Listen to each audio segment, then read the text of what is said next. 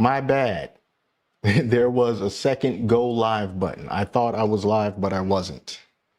Okay, so now I should be live. Let me know if you can hear me. I'm telling my wife that I'm live.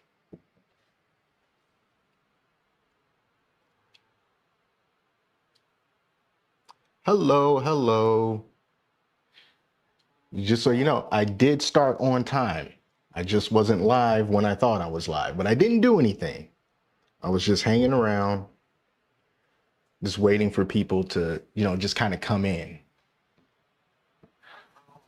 Whoops. All right.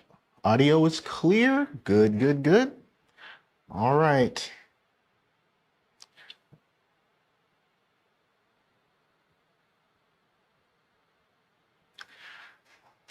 Ah, shoot. I should have had the stream on low latency. Now it's on normal latency. But anyway, we'll get through it. All right, everybody. I'm not gonna keep you waiting much longer. This is the Flashforge Creator 5. It is their first multi-tool head 3D printer. I know a lot of people have been waiting for this and have been excited about it. And we're going to see over the course of the next, I don't know, month or so, how this actually holds up. I only had this for a little over 24 hours right now. And just today is when I got access to the slicer profile. So I haven't been able to print things on my own that wasn't already on the printer. Like this dog here, for example. I'm going to walk closer to the camera, but this is one of the prints that was on the printer along with a 40-minute benchy, I think.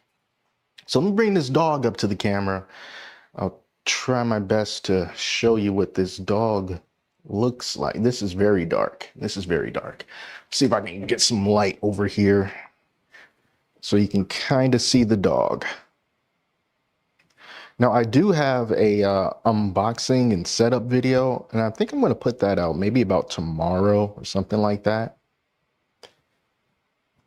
But this is the multicolor dog. It took over 3 hours. I want to say maybe between maybe 3.5 hours, somewhere around there.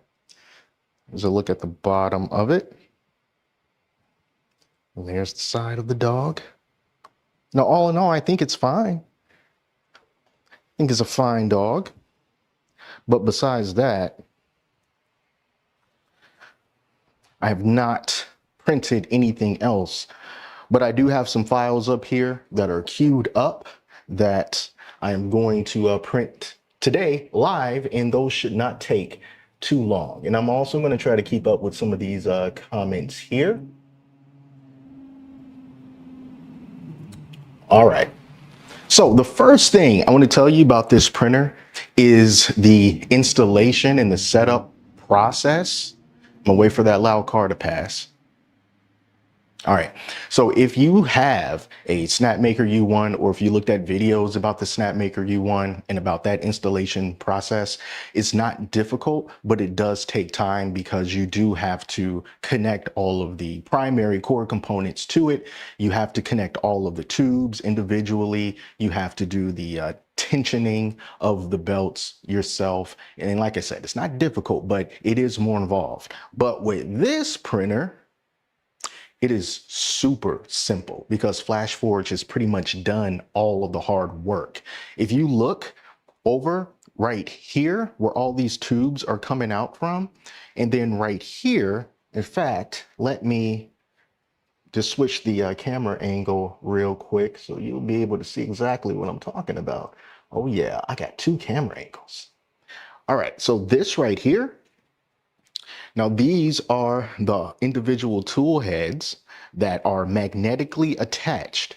Now all 4 of these and all of these cables and this module, like right here, all of that is one single piece.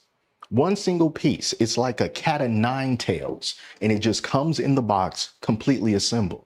And all you have to do is take this module and just slide it down on this side of the printer. It has these grooves that you line up, you push it down in there, it sits flush, and then using 2 screws, they provide all the screws, and it takes 2 screws to secure this to the side. And that's it. You don't have to plug in these individual pieces right here. You don't have to do that. You don't have to take any of the like cable wires or connectors to make sure that these stay together. All that is already done. And then you have this extruder cable that you have to plug in as well. And that just goes right here. And a couple more screws to secure that and to get that down. All right, you pleased to hear that the Flash Studio Slicer already has a profile? Yeah, but it's kind of weird because I've seen that one of the Flash Studio files out there, one of the executables has like a 1.73 number to it. And that one does not have a Creator 5 or Creator 5 Pro profile. But one of the ones that's like 1.70 something, something, something, that one does have the Creator 5 profile, and that's the one that I'm using. And when I start it up, it tells me, hey, do you want to update to the 1.73? And I'm like, no, because it doesn't have the Creator 5 profile.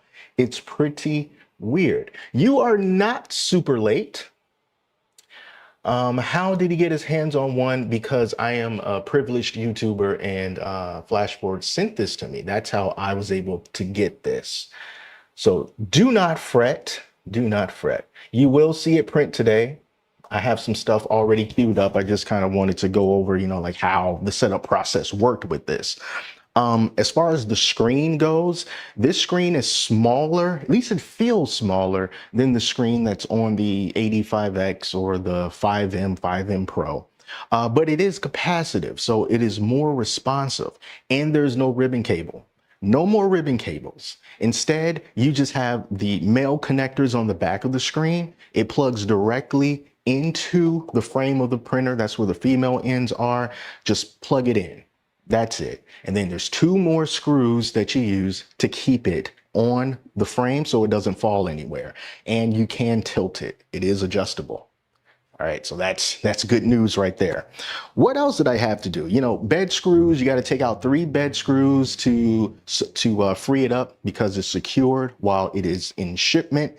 And then we can get to the spool holders. I know some people were asking about the spool holders on the Creator 5 Pro and wondering, like, how does it stick to the side of the printer? Do they want you to have the filament dryer?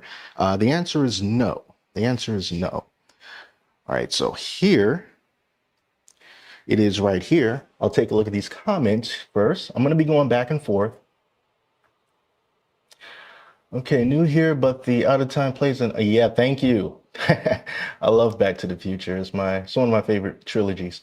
Currently have a K1, but really like how the Creator looks. It does look good. I think that this is, looks wise, it's a step up from just the plain black bare metal frame that the 5M and 85X has. But unfortunately, it's not magnetic. Like, this is something that is magnetic, and it's not magnetic. So one thing that I liked to do, and what I was planning on doing, is like putting a camera up here so I could like just show you guys when it was in motion, but it's not magnetic, so things aren't going to stick to it. But it's okay. It does have a built-in camera though, so you can still monitor the prints from the Flash Studio Slicer or the Flash Studio app for Android or iOS. How long did it take to set it up? You know, since I was recording myself, it takes longer for me to do it. But if I wasn't recording anything, setting this thing up would have taken like 10 minutes. 10 minutes, depending on how skilled you are with, you know, tightening screws and not losing them. So, you know, if you can get that down and you're not fiddling around with the screws, about 10 minutes. Call it 15. That's just to connect everything so that you can turn it on. But once you get it turned on and the calibration starts, then that's going to take like another 30 minutes or more. And hopefully it'll work out better for you than it did for me. And I'll tell you about that too. Yeah, so it does have a camera on it. But here are the spool holders. Now let me try not to get this filament tangled. See, move that up. So they're all like this. These spool holders, they do not retract. They are just static spool holders, and they're all connected on each side of the printer just with one screw right here. All right. And it's pretty well hidden because the groove where these spool holders fit into, they're covered with stickers. So you have to peel those stickers off, and then you put the screw in and you secure it. Now, because it doesn't retract, at first I was a bit worried because remember what happened with the 85X, those first round of spool holders needed to be redesigned. And then with the other printer that you may or may not know about, the Wonder Maker ZR, that also had spool holders that didn't retract, and it caused issues when the filament would retract because the filament would sometimes go behind the spool and it would cause a tangle. But with this printer, and we'll see if I'm right about this as time goes on, it does not retract the filament when you unload it, and it does not pull the filament in by itself. When you want to unload the filament, you have to press the filament cutter that is on each of these tool heads, cut the filament yourself, and then you can pull it out yourself, and you can just move the reel until you get the filament out. And when you put the filament in, you have to manually feed it until it reaches the tool head, and then you have to press the tool head cutter to free up a little bit more space so that you can push the filament in a little bit more, and then you'll let it go and it'll be essentially locked into place. So unlike a lot of these other printers like the U1 that pulls the filament in for you and it'll retract it for you, this does not do that. You have to do it all yourself. This is bigger than the older models. This has a build volume of 256 millimeters cubed. So just like the bamboo printers, the previous generation of bamboo printers. From what I've seen is included in the box. Is it just above what the K1 requires? You need to screw on the tool heads and attach 4 filaments, but it can't ship with that attached to it. When you first set up the main 4 extruder cartridge, does it have a pin contact, and was it easy to connect? How do the spools attach to the main mover? Are the tools always on? Okay, so let me see here. One that I was going to answer here. Were they easy to connect? Yes, they are easy to connect. Let me switch this camera over. First, I'm going to put this here. You'll probably be able to see it better. All right, let me switch this over. You'll see how they connect. Whoopsie. All right, so if I can move this out of the way. Magnets is how this connects. So you can literally just take this off just like this. On the back, you see you got these 2 openings right there, and then you got that magnet right there. So you just line them up. That's it.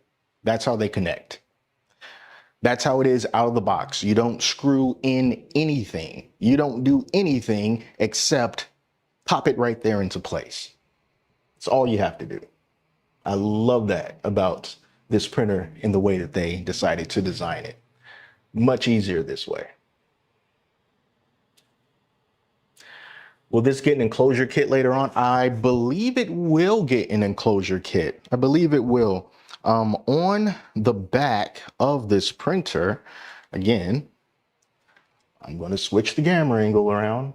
On the back, and I don't know if this is, true or not, but on the back of it, you see it's got these 2 little slots right here. And I'm wondering if these 2 slots are made for the enclosure, like some plexiglass or something that you can connect right there. Maybe, I'm not sure. But I did notice those back there for sure. Let's see, what else? Is there anything else I could tell you about this before I start up a print? It does have a light. It does have a light. Let me turn it on. I will turn the light off if it gets too bright. Now this is a fairly bright light, and it's also kind of blue, kind of like a bluish purple kind of a tint. It's fine, but it's a bit weird, you know, because most printers, you know, they have lights that are LED lights and more like daylight balance, so they just look white. But this one definitely has a tint to it. And when you look at the printer, you know, dead on like this, it seems like it's printing sideways because they have all the tools on the left side if you're standing behind the printer. And then the way that the tool head looks, like everything looks shifted, but it's not. It just kind of looks that way. There is a nozzle wiper. It's right here on the left side of the bed. And it's kind of flimsy as well. To be honest with you, I'm not a huge fan of this here wiper. I keep having to switch over here so that you can look at the camera, but here's the nozzle wiper. You see that little black thing right there? That's the nozzle wiper. And from doing the calibrations of the filaments and whatnot, I mean, it works okay, but it's not as effective as like the little nubby nozzle wiper that, you know, pretty much every other printer has. It just seems like it just kind of lightly touches the nozzle and just kind of gingerly wipes it instead of getting down in there and scrubbing. So, you know, there's been situations where I see that there's residue on the nozzle, expecting that residue to be cleaned by that nozzle cleaner, but it just kind of moves it over and smears it a little bit on the nozzle. So I wish they went, because even the 85X has a nozzle wiper that's, you know, traditional. So I wish they would have went with that instead of this new design. The LED frequency is flickering in the camera. I was afraid of that. Okay, I'll turn it off. That's also present in the video that I did. It was also doing that.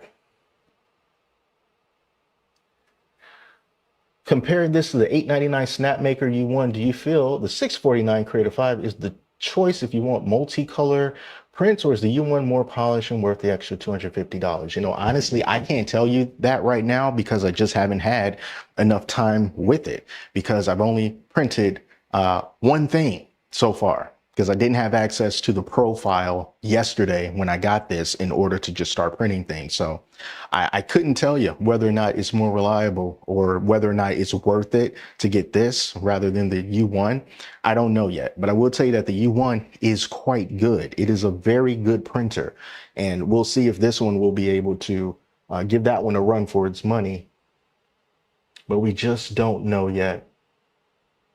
One more question. During the tool changes, did you experience any misalignment with the changes, or did you have to intervene and replace it and put it back on the dock? No, I didn't have any misalignment issues, but I did have a big issue with calibrating the extruders. I really hope they fix this. So when you start the calibration process, when you get the printer, you turn it on, everything, first three things that it wants to do is it wants to level the bed, it's going to do vibration compensation, and then it's going to do the extruder calibration. So I thought the printer was frozen because it was taking forever for the bed leveling to start. On the screen, it showed that the bed had come to temp. It was about 65 degrees Celsius, but then everything was just there. It wasn't moving. The screen wasn't frozen, just nothing was happening. And it took like 7 or 8 minutes before it started leveling. So I'm like, okay, that's cool. Then it did the vibration compensation, that went off without a hitch. And then we got to the extruder calibration. You have to take the build plate off, and underneath the build plate, I'll just do this. I'll show you what's underneath the build plate. You see that little silver circle thing right there? It likes to play around right there when it's doing its calibration for all of the extruders. So it does this thing over there, and it does it for each of these tool heads. But when it got to the third tool head, it told me that it failed. and it gave a list of different reasons why it may have failed. They were like, check for residue on the nozzle. Make sure that the build plate was removed from the build platform, and a few other things as well. And I said, okay, try it again. And it went all the way back to the very first step, which was leveling the bed. And I had to wait for all of that to finish again, had to wait for the vibration compensation to happen again. And that happened about 3 or 4 times. Each time it made it a little bit further, but then it would always fail. What I ended up doing, because this was tested before it got to me, because it already had filament in the extruder, and when it was heating up, you can see the filament kind of oozing out. I got myself one of those copper toothbrushes that you use to clean nozzles, and while it was heating up, every time I saw a tiny bit of filament oozing out, I would just hurry up and clean it myself. And when I did that, that's when all of the extruder calibrations for each tool head completed successfully. Now, I don't know if what I did is the reason why it finally started working, but that's what happened. That was the most frustrating part of the installation and calibration procedures for this printer. Is it Clipper or crappy firmware? It is Flashforge's version of Clipper. It's different than the 5M and the 85X. It looks a little bit different, but it still has that Flashforge flavor. So it's not completely different, but it's not like bare bones Clipper. It is proprietary. So one video where shows the Creative 5 pooping on the print floor. Is there a poop chute? Nope. There is no poop chute. That video was 100% correct. And we are going to experience it all together. As soon as I find that print plate, what do I do with it? Oh, there it is. I'm gonna put the build plate back on. We're gonna load up some filament. I intentionally left one of them unloaded so that we could take a look. Hope I remember which one it was. I think it was the orange filament that I did not load. I think. Going to have to check that. Yeah, okay. So orange filament that I didn't load. Okay, so let's load this up. I'll get you a little bit closer so you can see the loading process. Boom, zoom in. Okay, so here's how you load up the filament. Got all these different menus right here. That's all good. So we'll go to the filament option, click on that. So we got the 4 spools of filament that we have to choose from. You can edit them simply. You can just hit one of the spools, hit edit. You'll see the different filament types that they have here. And then you can choose the color. All right. So what I need to do, I need to go to the 4th spool of filament, which is right there. And I'm going to hit load. It tells you to insert filament into the tube, press the extruder lever until the filament cannot be pushed further, release the lever, gently pull the filament, and if it doesn't come out, you can proceed because it'll be complete. So I'm just going to hit next, and it's heating up right now. And you're going to be able to see what happens when it starts to do its initial purge. And while that happens, I'll catch up on these comments and hydrate.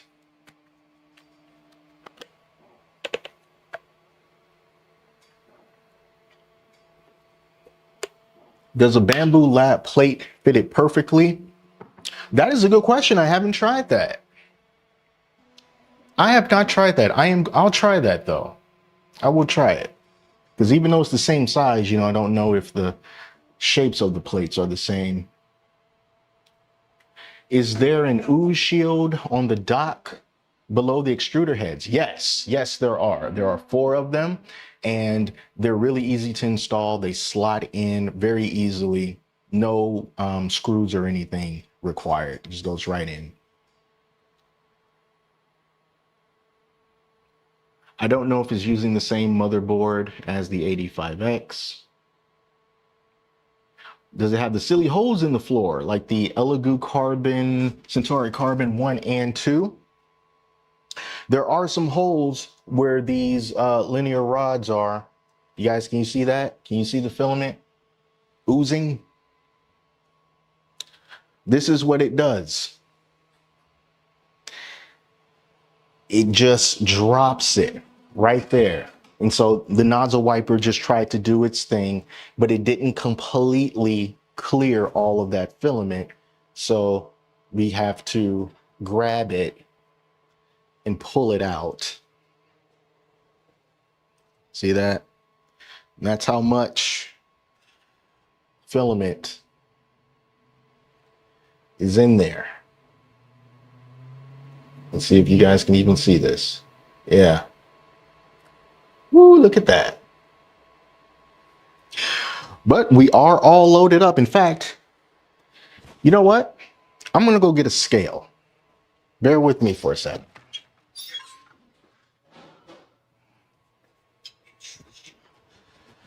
Bear with me. I'll be right back.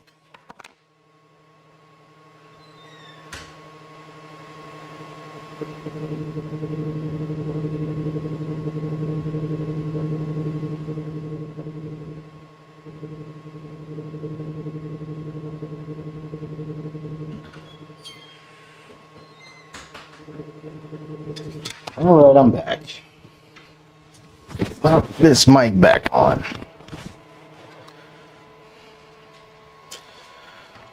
All right, so I have a scale here. Let me go back to full.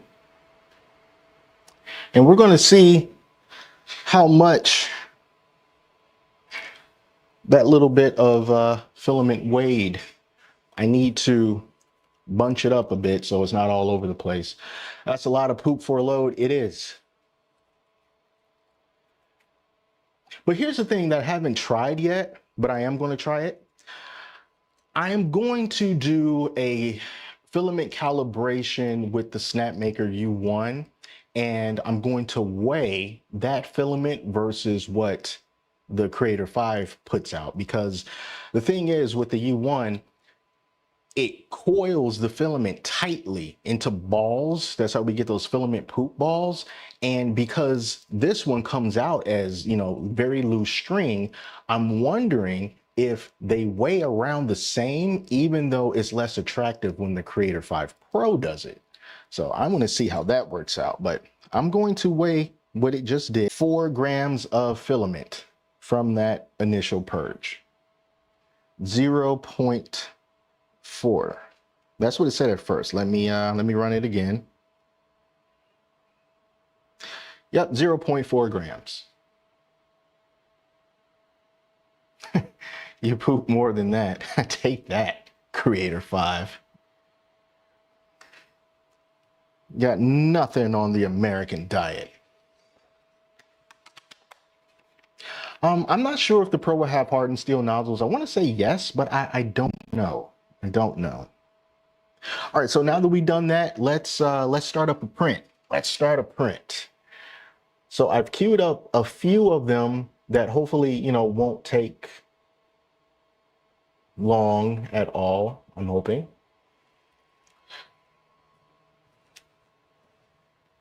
So we'll see what this is like. Has the filament been extruded? Yeah, I'm thinking it was extruded. All right, so we're gonna go back to the main menu, print file. Here's some local files that I have on here. Let's see. That Doberman took 3 hours and 26 minutes. I love Dragon Ball. I'm going to print this Goku keychain thing. Now, guys, I'm going to tell you, I hope you're patient. I'm going to do flow calibration for each of these spools so that you can see how long it takes and how much filament it's going to use. All right, so I'm going to have flow calibration, leveling, and time lapse enabled. When it starts, this should only take 18 minutes to print. All right, so let's get started. So you assign each of these filaments here. So black, make sure black is black. Make sure orange is orange. Make sure the white is white, but you know, it's going to be beige.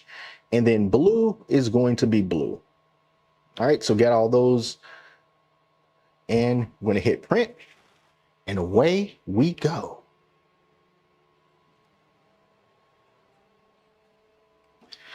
You have the option of calibrating the filament every time you start a print from Flash Studio. You don't have to do this every time. It is a checkbox. So you can just tell it, do not calibrate, and you won't have to go through what we are about to go through.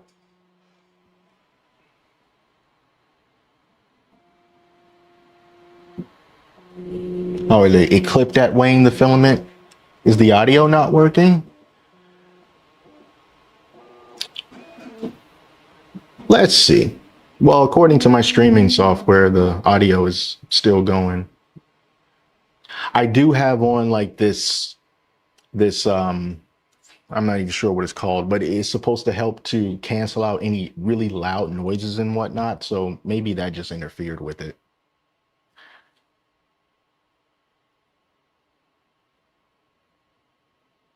Okay, cool. We're good. We're good. I just wish I had set the latency to be low before I started this. I thought I did because um, I feel like we're not on the same wavelength, but it's okay. It's okay.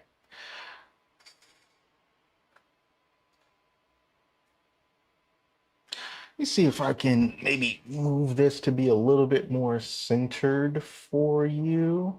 Like it's a little bit off to the side. Which way do I have to turn it? Maybe like this? Yeah. Yeah, I think that's fine. I can smell that filament heating up. Yep, 0.4 grams on the poop. It's pooping again. You guys see that? So this is the calibration portion. I need to keep an eye on it because I don't want it to get too out of hand, you know? Yep, there it is. Delicious black poop. You know, and one time when it was doing this, the strand of poop got caught on the nozzle wiper, and it caused it to like really bunch up just like it would be on any other printer to create the filament balls. It did not encapsulate the nozzle itself. I was keeping my eye on it, so it never got to that point. But when it was done, the size of that filament poop ball was just maybe a little bit bigger than the poop balls that I'm used to seeing. So that makes me wonder if the weight is still similar despite the fact that it looks different. Yeah, I can definitely see either some type of little box that you can capture the poop in or something. I actually looked in the packaging to see if it was anything like that, but there's no like toolbox that came with this that you could use. Look, man, it's still pooping. Let me take this little part off because this is not a part of the black filament, but it's still going.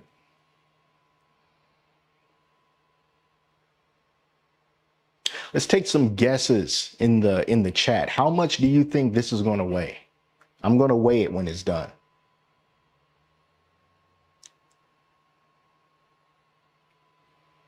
And this filament that I'm using, this is Flashforge's high-speed PLA filament. That's what the black one is. So we got a mix going on. eSun filament is going to be the blue, that's PLA basic. And then I have Flashforge high-speed PLA in orange. And then I have, oh my good, all right, it's finally done. And then I have in sort of a skin tone, Sunlu PLA. All right, so it's done its thing. Let's weigh this poop, yeah?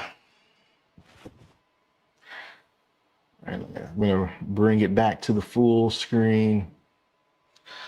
This is all that poop. All right, so I'm going to ball it up, try to get it nice and compact. We'll see how much this weighs. It came with those little sample rolls of filament, you know, like the loose strands that, you know, you're always worried that they're going to get tangled up. It came with 4 of those. It didn't come with any filament on a spool.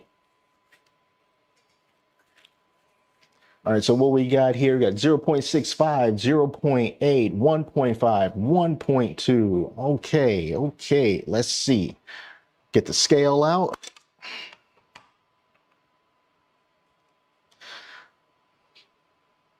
Let it zero out. Make sure it's on grams. All right, this filament weighs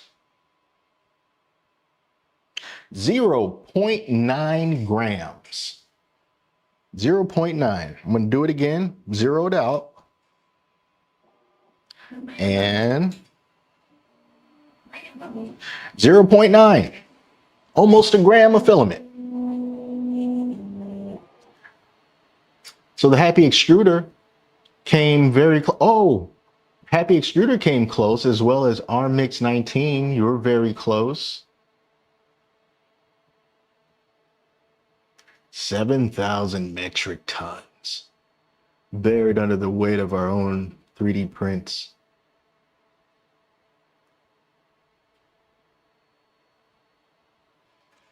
Yep, 0.9. Is going to do it with all of these. So, you know, we're going to see how consistent that poop weight is across all of these different filaments. So now it is on to the 4th tool head. Now, if you keep the same spools of filament on the machine, I don't think it's necessary to do this every time. There goes the orange. Oh, it's pooping.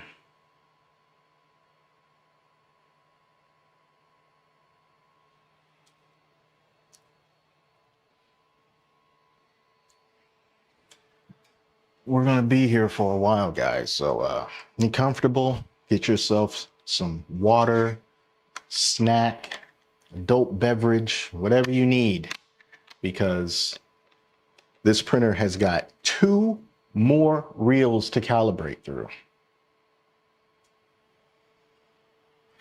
This is the filament calibration process. Yes, right before a print is optional. You don't have to do it, but I wanted to do it just so you guys could, you know, you can see what you're in for.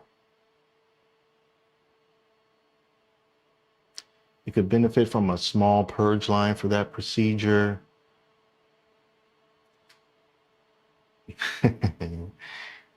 Is the side near your laptop open or just the front and back? Wait, what? Is the side near? Oh, no, it's just the front and back. This is enclosed. It's enclosed on the left and the right.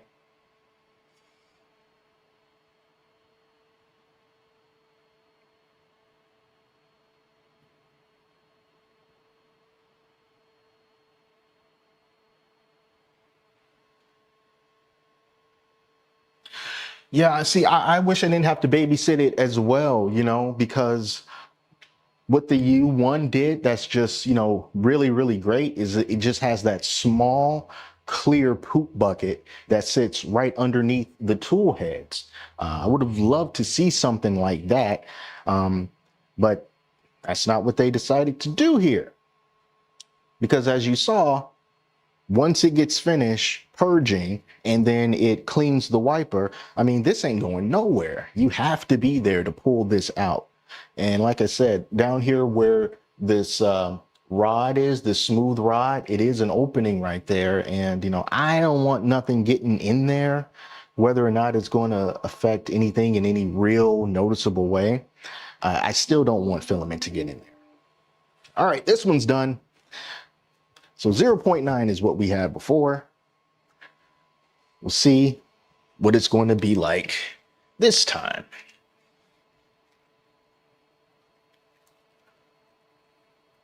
X2D will be a great first printer for sure.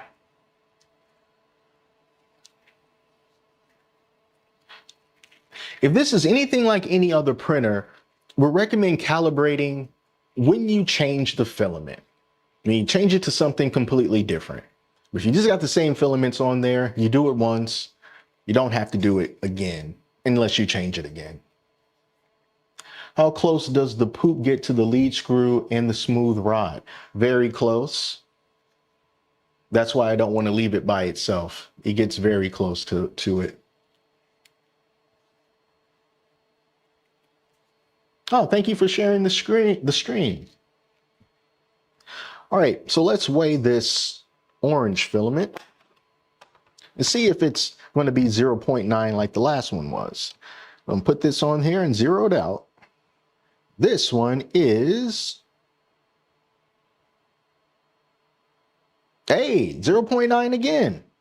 We'll double check.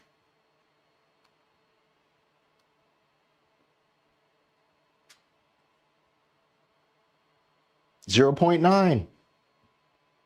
It's consistent. All right, here we go again. We're on number 3. I'll switch this over. We can look at the poop up close.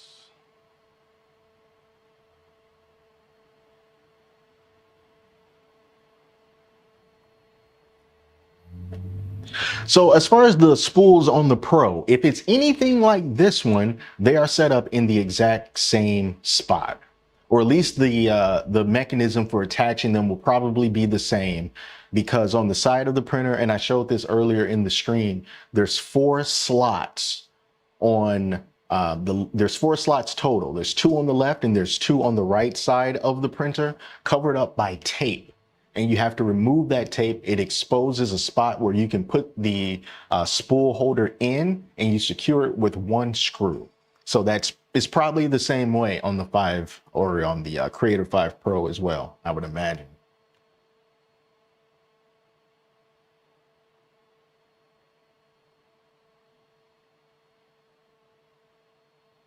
So until you change the filament rolls, it'll never poop again after the filament calibration.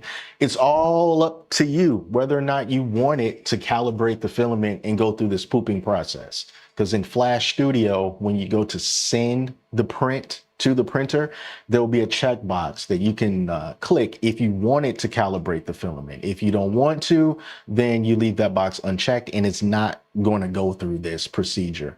I'm going to see, as I'm testing this out over time, whether or not I'm noticing any real difference in quality if you choose not to calibrate the filament, just to see if that trade-off between quality and time is going to be worth it.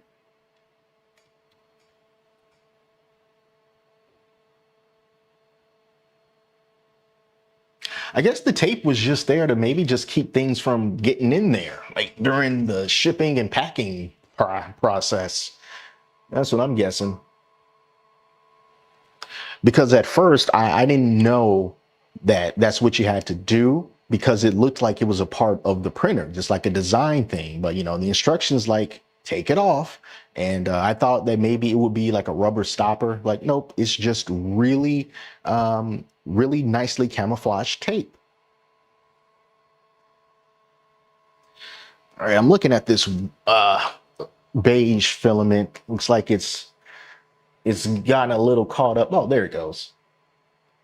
Down it goes. We got 1 more to go after this. Oh boy. So I'm hoping that with future firmware updates, it'll help to, you know, maybe reduce the amount that it has to purge when it's calibrating and when you're loading the filament, because this adds a significant amount of time to the print. By the time this is done, the actual 18-minute print would have been darn near finished. But that's what's important about these live streams, I think. You know, you can get the full picture, you know, and not just an edited video. You show us what the dashboard looks like. I can show you what the dashboard looks like. I absolutely can. But first, let me grab my poop. Okay, so here's the dashboard. Well, at least this is what it looks like before print starts. So you got the home screen. The second option down is for filament. This is where you can edit your filament types and your filament colors. The one underneath there, well, that's for controlling the motion. It won't let me do it because there's a print in progress. And then you have your regular settings here. Tells you the firmware, extruder settings, which is pretty much, well, it's not the same thing that we did before because you can change the nozzle size. You know, everything is 0.4. You click on it, you hit edit, and then it gives you the option of 0.25, 0.4, 0.6, or 0.8. Now, here's one thing that I don't know. I don't know if you're going to be able to use different size nozzles in the same print. If you can, that will be a big deal because I don't think Bamboo lets you do that yet. And I don't think you can do that with the U1 either. So that will be really interesting to find out. Time-lapse option right here, regular basic settings. It's got internal storage, and the USB port is right over here on the side. And yeah, that's pretty much the gist of it. That's pretty much the gist. It is not the same touchscreen. It's a little bit smaller, at least it feels smaller, but it's capacitive. It's not resistive, so it's more responsive. It feels better to the touch.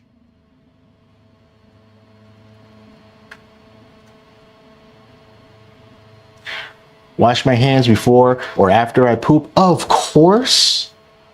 Every time, more than once. Are you sure it's not capacitive? Because it sure feels capacitive. Maybe I'm wrong, but it does not feel resistive. It does not feel resistive to me at all. It feels straight up capacitive. All right, it's pulling in the last one. There's that blue poop.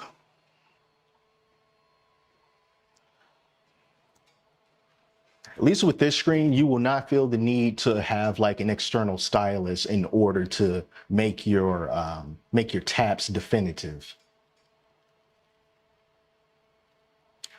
Yeah, I think the camera is 30 frames per second. I want to say it's 1080, 30 frames per second. That's what I want to say, but I might be wrong about that.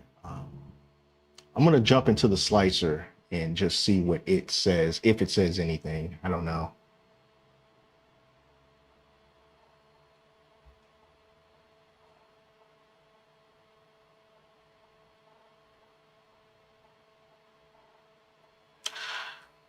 In fact, I'm very curious about that now. I'm going to look that up.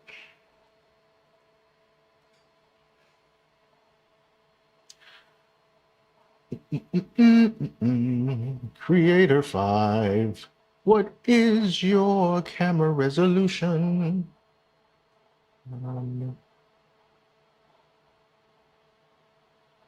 Well, while I'm here, it does say that the touchscreen is 4-inch, 800 by 480 touchscreen.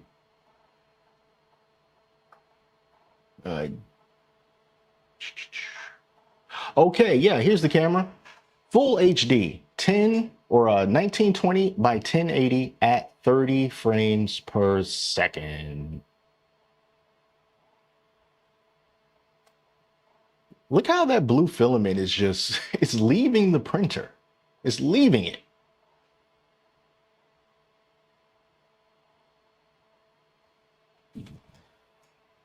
There's a little bit of a lag with the camera feed, so it's not always going to be like that real-time monitoring like it is with the Bamboo. This filament here is struggling, like this eSun blue filament. This one is coming out kind of like thicker. I wonder if it's too moist. Like maybe it needed to be dried. It is getting warmer around here. It's not extruding as smoothly or as thin as the other ones did. So we'll see how much this one weighs. Oh no, gotta make sure I don't drop all of it. All right, that should do it.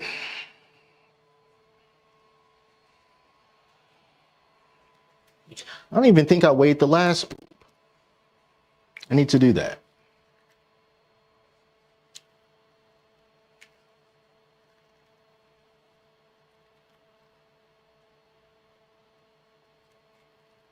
When you want to change the spool, how do you unload it? You have to manually press the filament cutter on the tool head that the filament is in, and then you have to pull it out manually. Everything is manual. It doesn't load by itself, and it does not unload by itself either. I'm going to weigh this blue poop.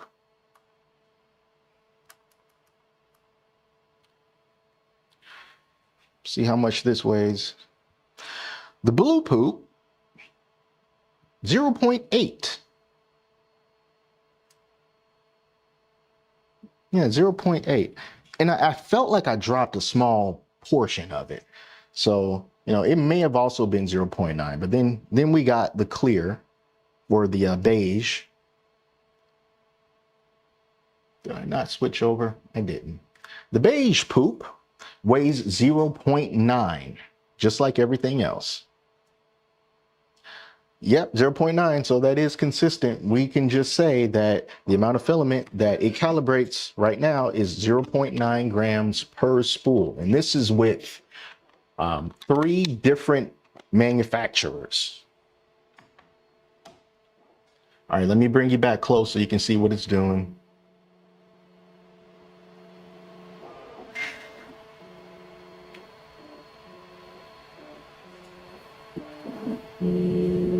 So now we're doing auto leveling.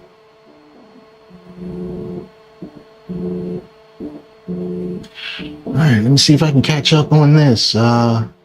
Looks like the U1 is taking the win from this round. Yes, for this round it is. And yeah, you are right. This is capable of printing TPU directly from the spool down to 90A. The 85X, originally, we were told that it was capable of that as well. Then they backed down on that and they said, well, actually it's 64D. But in my experience, 95A TPU and the 85X works like a dream if you print it from a filament dryer. Apparently this printer can do the same. So that is great on all 4 tool heads. So the filament loading isn't like the 85X and it's the same as the 85M. It is not like the 85X, no. And if I can think about the 5M, no, it's not even exactly like the 5M, because with the 5M, it did still retract a little bit, right? At least I think it did. But this one doesn't retract at all.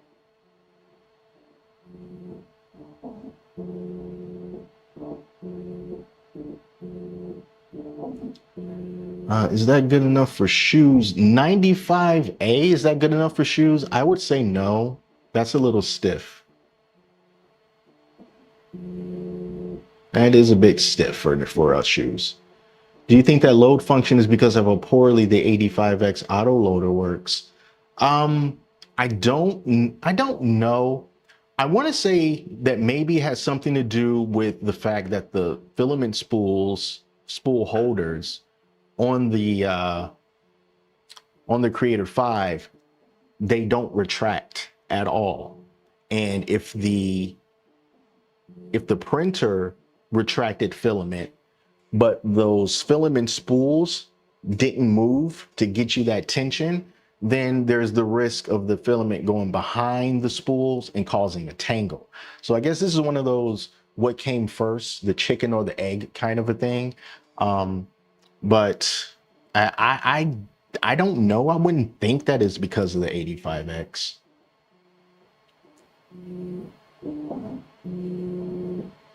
I was wondering if it had a filament cutter, was hoping it wasn't like the 85X. Yeah, and I think someone already answered that. Yeah, it does have a filament cutter, 4 filament cutters, 1 for each tool head. You have to use those yourself when you want to take the filament out. The slicer for this is Flash Studio. Flash Studio is taking the place of Orca Flashforge. They do list Orca Slicer as being a compatible slicer as well, but right now there's no Orca Slicer profile for this printer. The only profile for this printer that I know of is from Flash Studio in version 1.70 something something.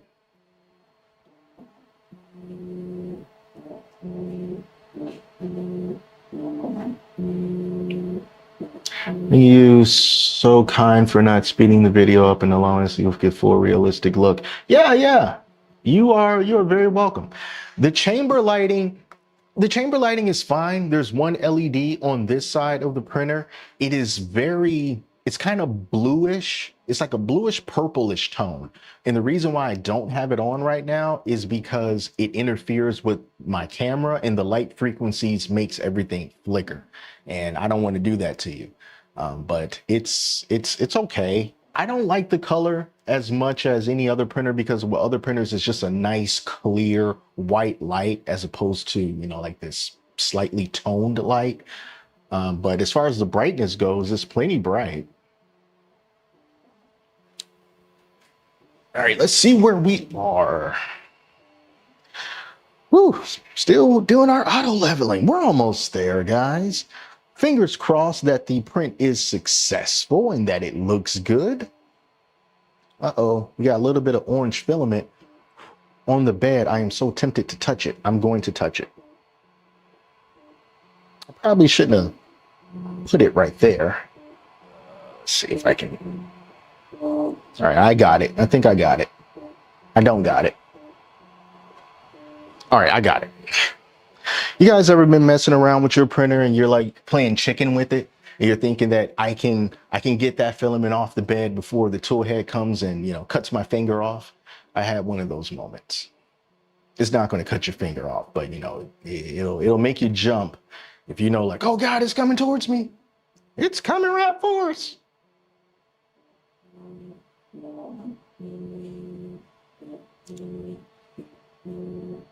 You think they will add a way to catch the poop and cut and retract the filament automatically at some point? I don't think that they'll add a way to automatically cut and retract the filament. Again, because the spool holders don't move. And if it retracted by itself, that could be a problem. They would have to change those tool holders. But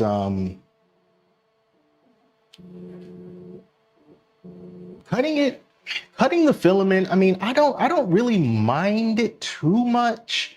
I understand like everything else does it automatically and we're at that $649 price point. So, everything should be on par with everything else when you start getting to those high price points.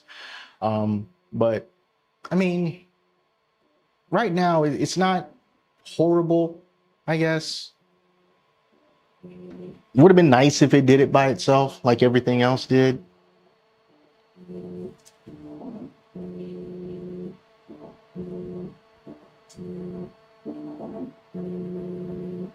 The tool head LED lights are cool. Yeah, it's pretty sweet.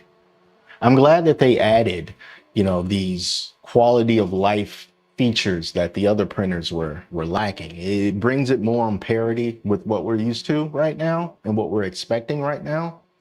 And we can only hope that the print quality is going to hold up and it's going to be good, because if you can get this for, $200 and something less than a U1, Flashforge would be the cheapest tool changing printer on the market where there isn't much competition at all.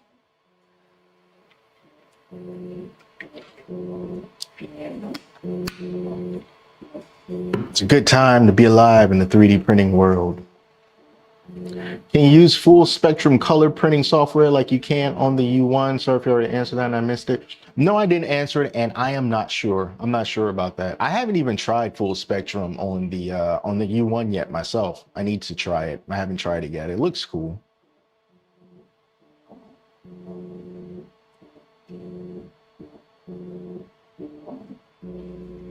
When you do cut the filament though, I mean, it's not difficult, but you do got to put just a little tiny bit of muscle into it.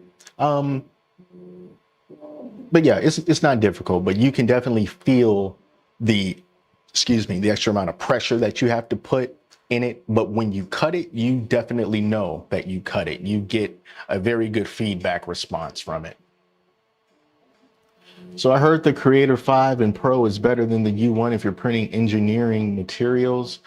Perhaps on the Pro, and again, as far as like better, like I'm not going to say that anything is better right now because it just hasn't been enough time.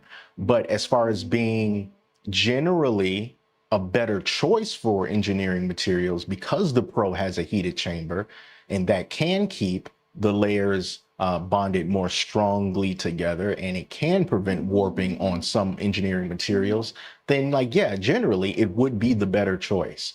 But whether or not it actually performs good enough to get it over the U1 remains to be seen. I think we're finally going to start the print.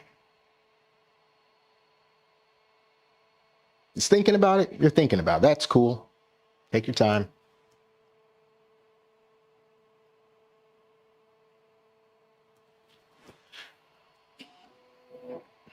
Hey, there it is. There's the purge line. All right.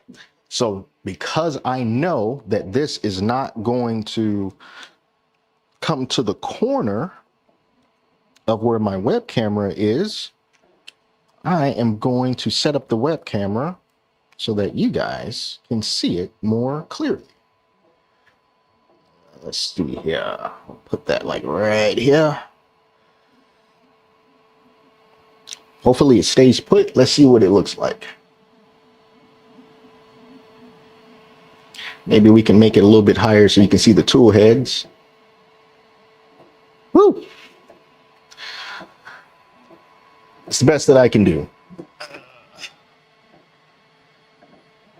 So you're not going to be able to really see what it's doing right now. I mean, it's already kind of transparent. It's beige filament. You can't really see it. Let me see. Can I move this? You can't really see it all that good. Hey, that looks like a decent angle.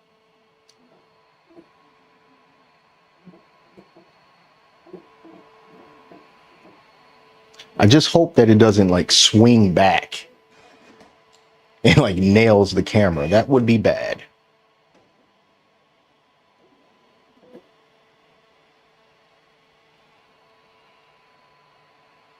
But you can see Goku's face. All right, so now we're doing the prime tower. All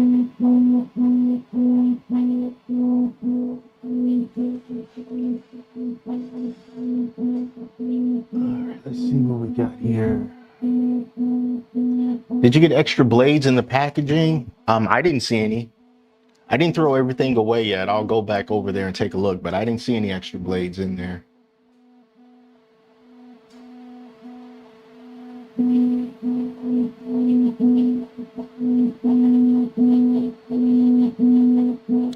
So does both the U1 and Creator 5 need to do auto bed level for each print and wait 10 minutes for it? No, you don't have to do that. When you slice it and you send it over, you'll have the option of having it do auto leveling if you wanted to, or it doesn't have to do auto leveling. I like to do auto leveling before each print. It's just a habit that I've gotten into. So you don't have to, but you know, it's just what I like. Is the Pro more complete than this unit? Like, does it have a better wiper and a poop chute? I don't know if it has a poop chute, and I don't know if the wiper is any different. I do not know.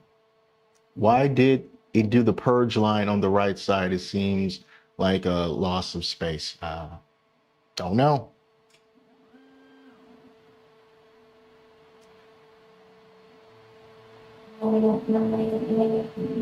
I'm keeping an eye on the camera. If it gets a little bit too crazy, I'll take the webcam down and try to find a better way to do this. But I'm trying to monitor the stream just so I don't, you know, make you guys seasick. No, all I have is 0.4 millimeter nozzles. I'm told this just came straight from the warehouse. It had almost 40 hours of print time on it when it arrived.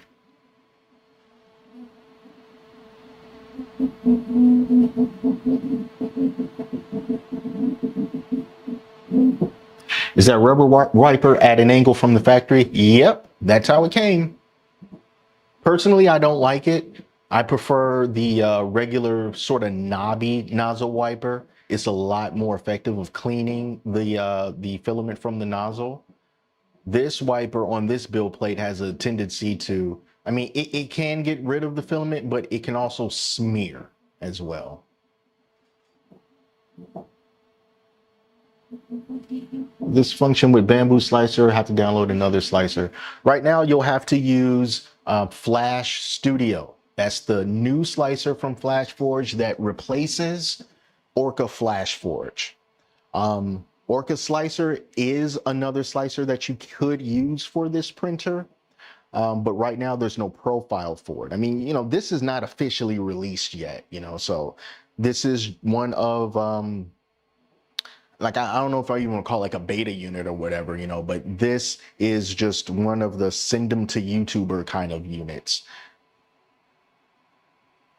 You see Goku's face? You see Goku's face a little bit. It looks all right so far. I don't know if the speed is going to, you know, actually pick up or not, because this is a small print, a quick print.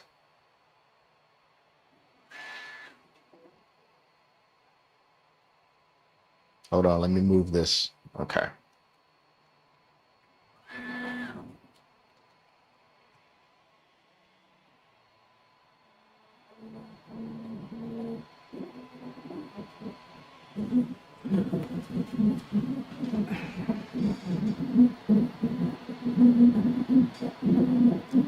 I don't have to send it back. I get to keep it. Wait, the side of the build plate isn't straight? Yeah, it is. The side of the build plate, yeah, it's straight. It is straight. The back of the build plate has like the little, I don't know what you call it, but it's kind of recessed a little bit and goes up into a place where you can set the build plate to make sure that it's even, like an elongated tab or something like that. But the side is even. And I'm going to grab a bamboo build plate when this is done to see how that fits.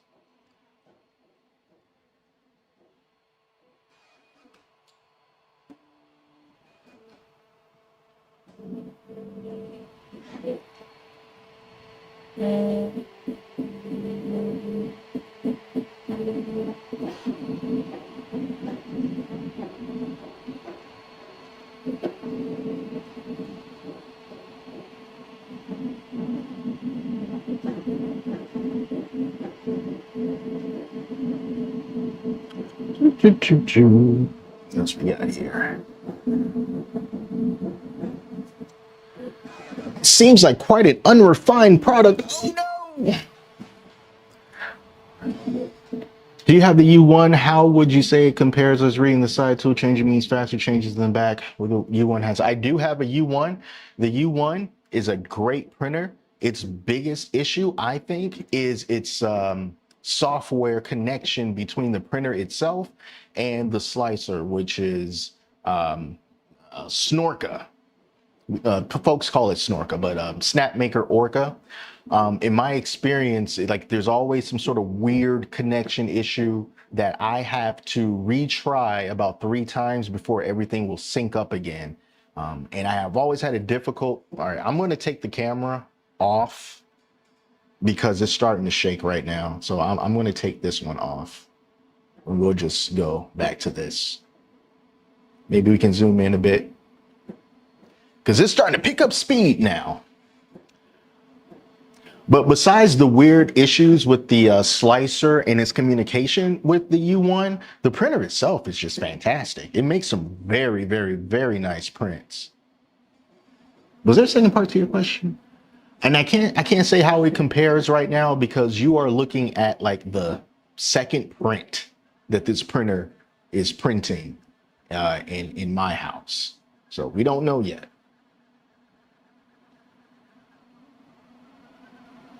I don't have exact confirmation if I'm going to be getting the Pro. I would like to. I'll double check on that. I did see that someone had a video up on YouTube doing like an unboxing and setup of the Pro. So hopefully that means that they got one somewhere in the closet that they can send me. That would be great. I don't have a Prusa. I don't have a Prusa anything. I would like a Prusa printer.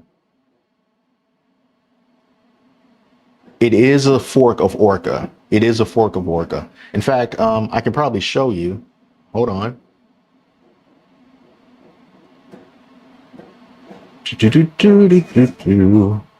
I'll pop over here. Whoops, that's the wrong one. There you go. So this is Flash Studio. It's connected to the printer right now. So you see we got 9 minutes left. Gives you all the temperatures and all that. But then you go to the prepare screen. It's freaking Orca. It's Orca through and through. But just like Orca Flashforge is based on Orca, but it's most likely always going to be behind whatever the latest version of Orca Slicer is. So if you're familiar with Orca, you will be familiar with this. All right, we're going back.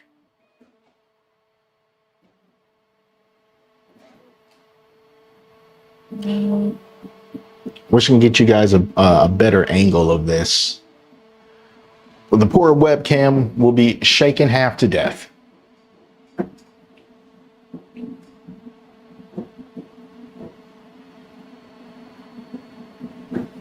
I honestly think I'm probably like a good 2 minutes ahead of the ahead.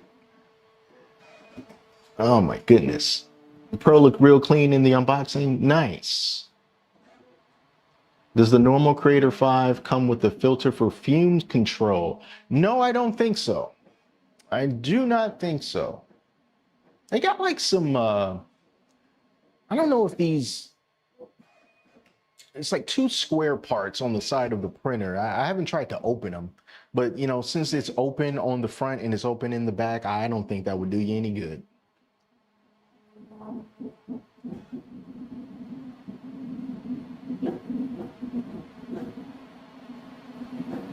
But the Pro version does have the filtering though. The type of filtering that it has, you can probably find that out. The Pro has, it has a HEPA 13 filter with activated carbon.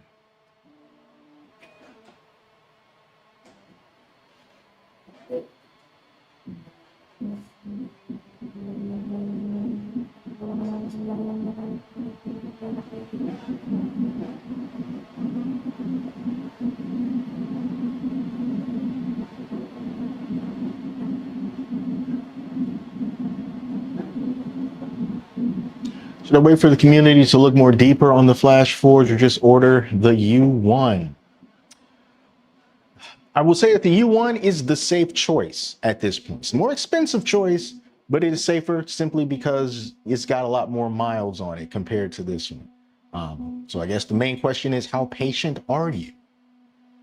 If you're willing to give it another, I would say, month and a half, you'll probably have a more clear answer. But I think what Flashforge could do, if they really just wanted to just take over this particular segment of the market, just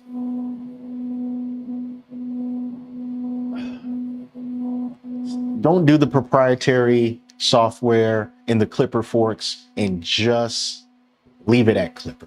Just have regular old Clipper. Do that. And I know people would be like, yep, that's the one. That's the one I want. Because I really think that that software is holding them back.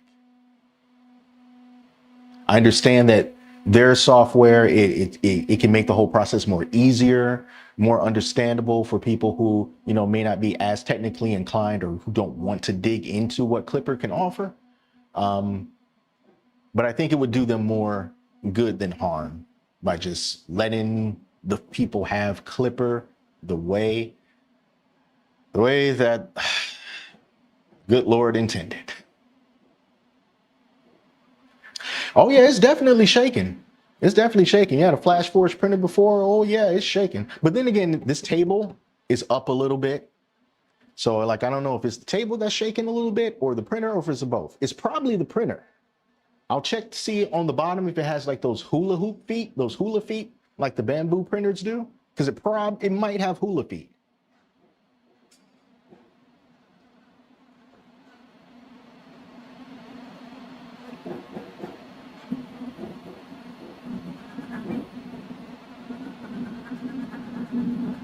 Oh yeah, and Snapmaker has been definitely doing right by the people. And I saw that they, recently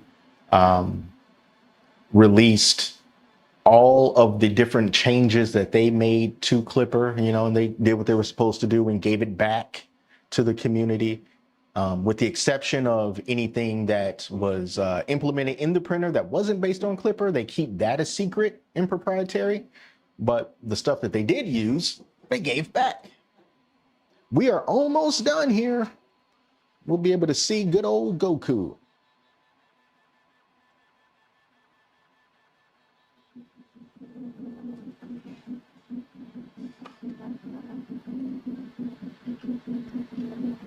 Is the U1 louder compared to the Creator 5? That's a good question. Let me think about that.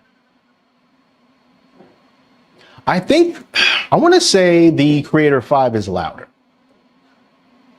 I think it's louder. Well, the table's not shaking, so it must be the printer. This isn't terribly noisy. I mean, let me think back to the Adventure 5M and the 85X. I would say it's not as loud as the 5M. And similar to the 85X. But it's open, so it's kind of like even if you had like a bamboo printer and you open up the door, it gets considerably louder. So I can't really hold that against it, There's no top, there's no front, and there's no back. It's going to make some noise.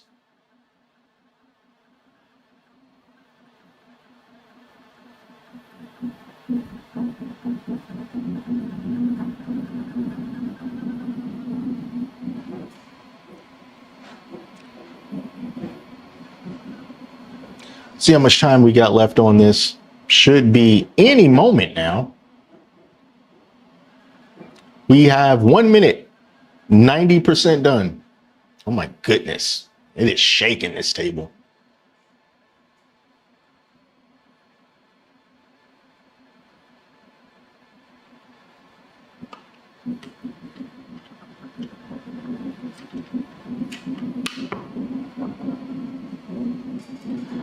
Let's see. I get a feeling Snapmaker is going to come out with a 400 by 400 and maybe 6 tool heads. Oh my goodness. That would be crazy. Smash that like. Yeah, would you please smash that like button? I think that's the first time I've ever said smash that like button. Oh man. But yeah, if you do, that would be great. Thank you very much. I appreciate it. Any comment, any like, anything. It's great to be in here and not, just talk to myself. Talking to myself, the unplugged printers, and the bikes. And most likely a lizard somewhere in here. There's a lizard. There's always a lizard in here.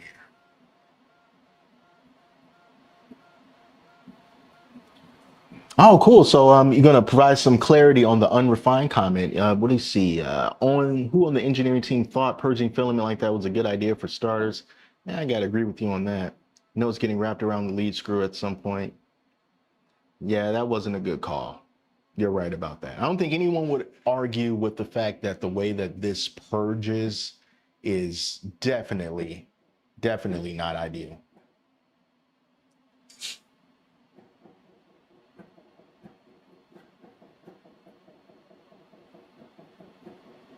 I think the machine is shaking.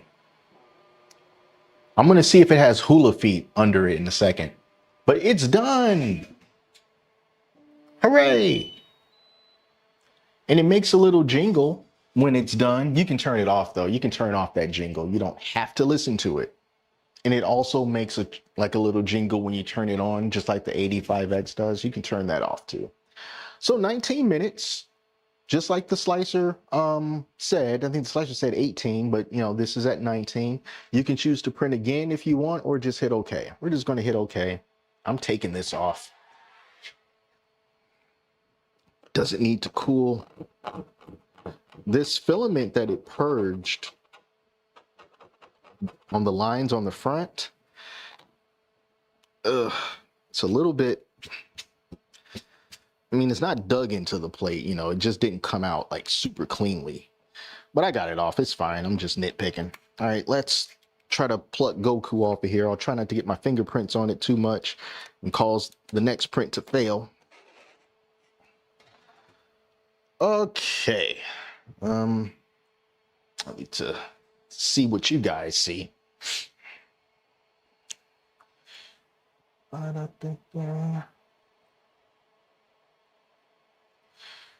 right. You see, here's our Goku. Hello, Goku. I'll try to bring it even closer to the camera so you can see it even better. I just got to get some light on it.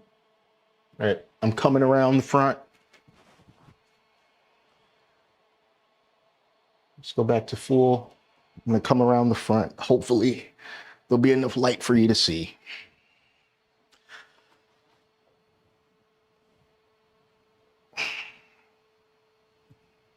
Gotta focus. There we go. All right, can you see old Goku?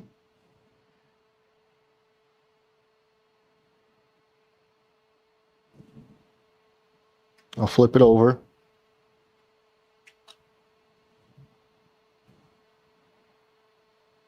And back to this side.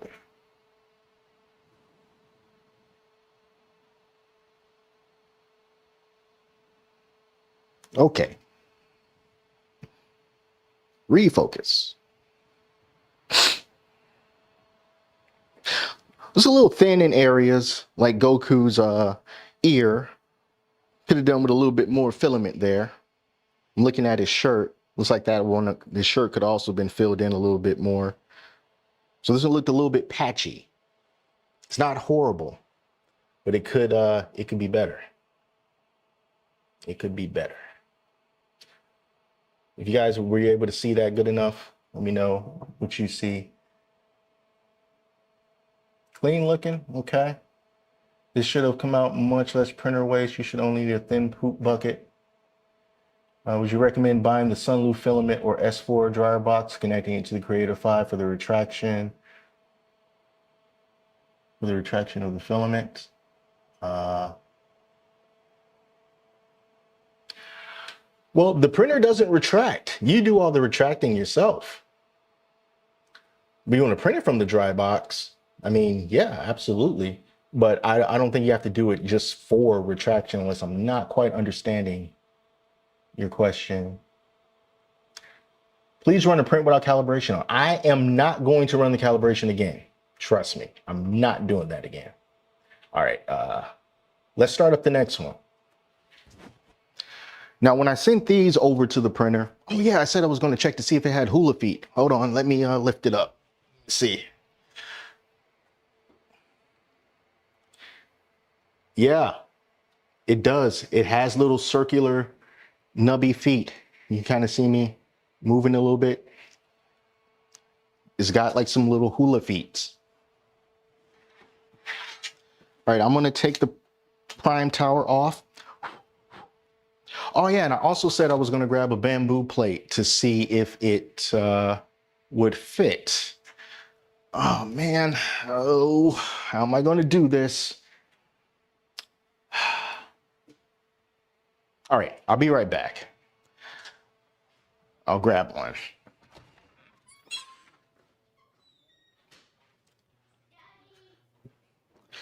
There's my kid if you hear him.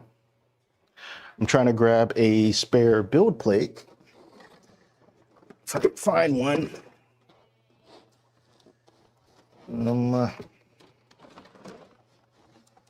Here, build plate, build plate, build plate. Here's one. Okay.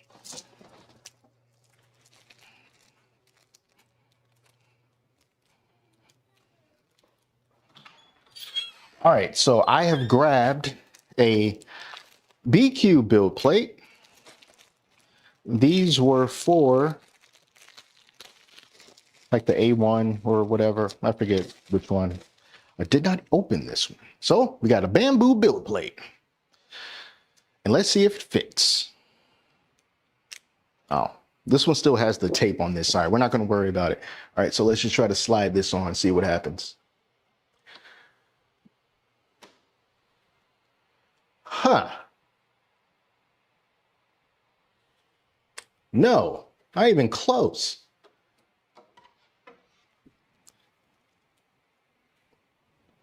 Is this the right build plate? Here's a comparison. Hold on, let me get in front. You guys see? Ugh.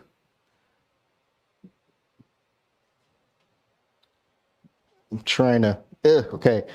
This is the Flashforge plate. This is the bamboo plate. It doesn't really fit the bed. If I put it down, put one on top of the other,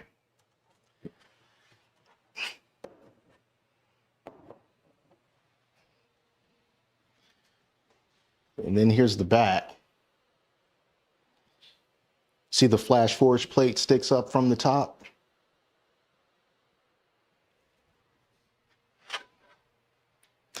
Very interesting.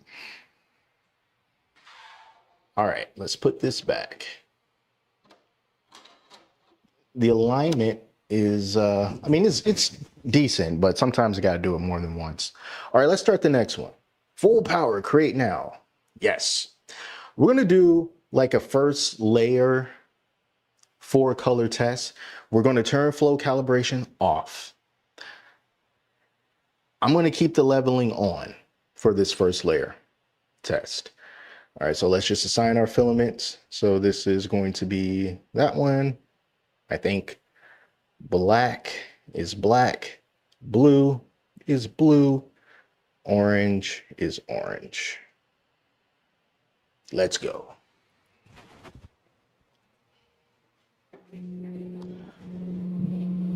All right. What'd I miss?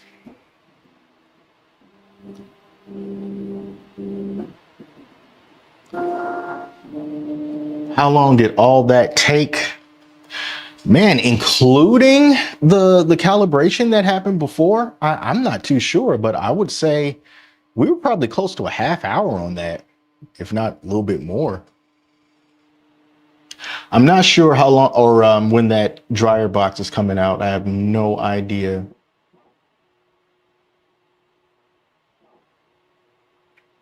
The C5 plate is 270. That would explain it.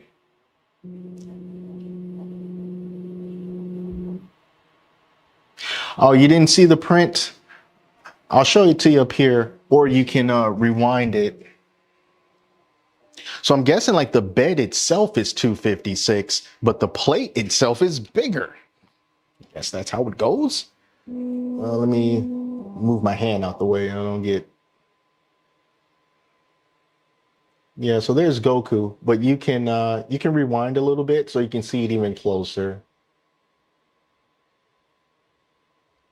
But what we're doing now is a first layer test using all 4 tool heads. Make sure those layers stay together.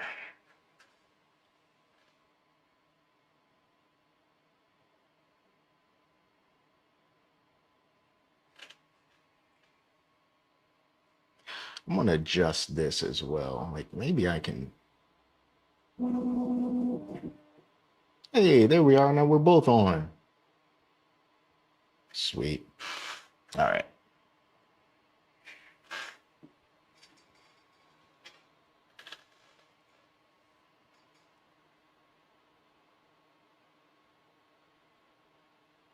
Print some TPU shoes for it. You know, I did print some TPU shoes on the 85X. I mean, they didn't fit, you know, because the small build plate, but I did print some shoes for it.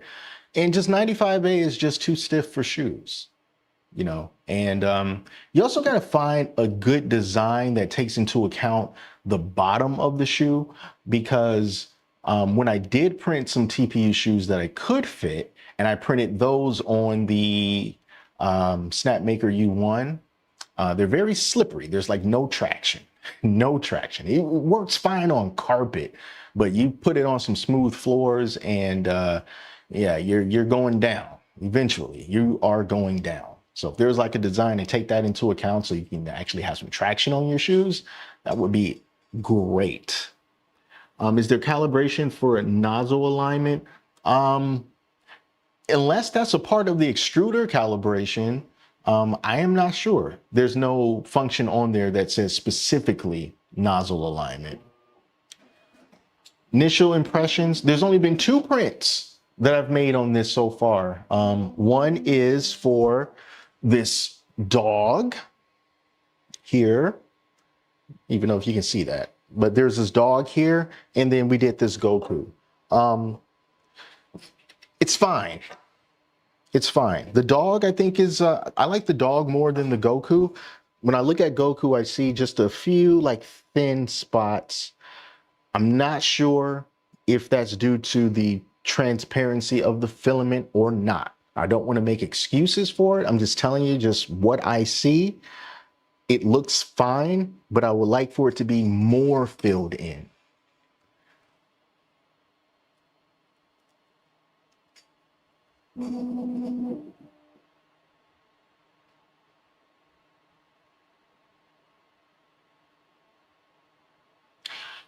So when they're referring to the poop on this, they're referring to calibration.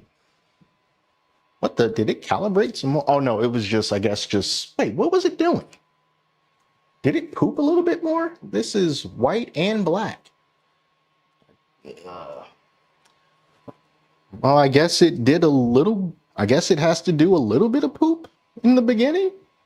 I guess. That was weird. I didn't think it was going to do that. I didn't think it was going to poop at all.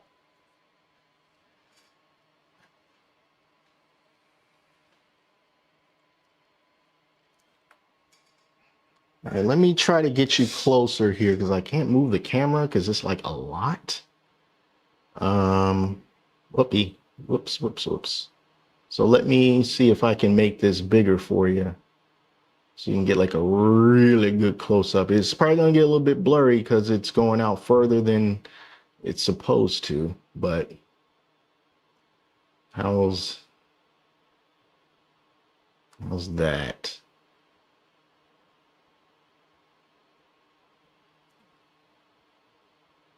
Probably needs to be rotated.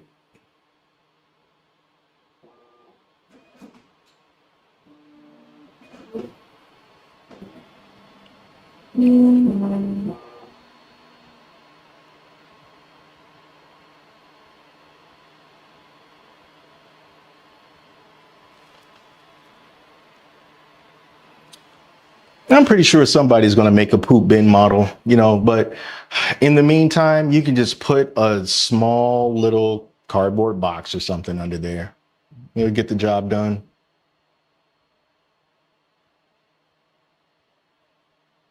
I like this screen better than the 85X and the 5M. I think that it is a capacitive screen. Someone told me that it's not a capacitive screen, but it feels like a capacitive screen. It is much more responsive nonetheless, but it does feel smaller. Why is it still purging? Like, I specifically told it to not calibrate, but it's still doing stuff.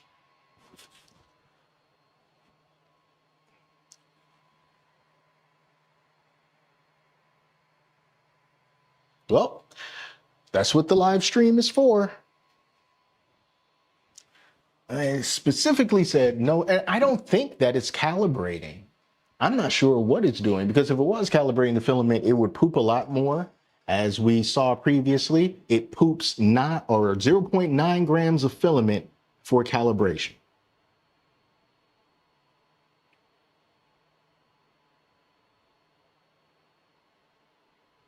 Oh, close up of the pup print. Okay. Yeah, since the print is not doing anything, I'll do that. I'll get up, walk closer to the camera. All right, let's see here. Well, actually, I need to change this angle first. Bear with me. All right, so we'll go full screen, and then give you a close up of the pupper. So I'll bring it this close, focus, and then I'll try to drag some light down on it. The side of them.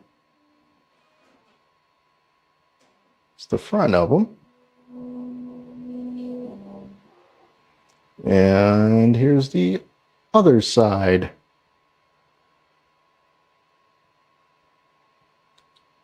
And the underside.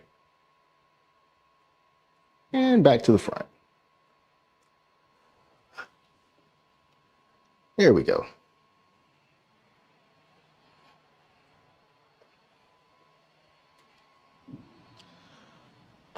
Hope that was what you want. It's pooping again. Why are you pooping? What's happening? You're supposed to just level and print. It's what you've been instructed, printer. Why are you pooping? Oh my God. You guys saw that, right? I mean, did you see when I was on the touch screen and I unchecked the calibrate filament box?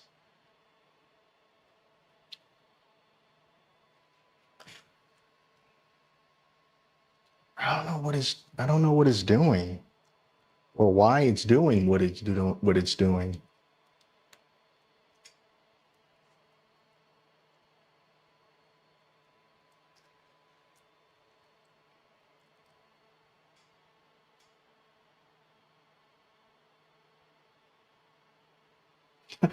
I just realized that the stream that I'm monitoring was 1 minute and 40 seconds behind.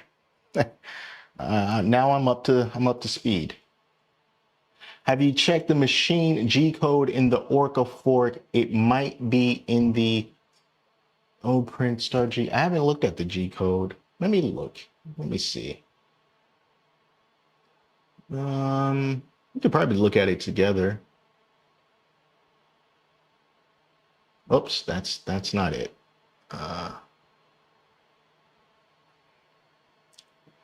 Okay, let me bring you up, or let me bring this up on the screen. There we go. So that's Flash Studio, and here's the machine G code for the start G code. Can I make this bigger?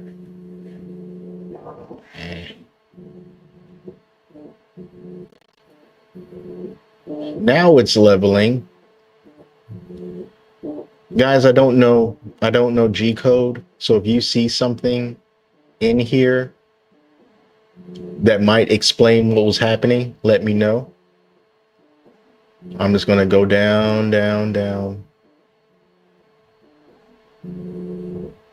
And that's the end of the start machine start G code.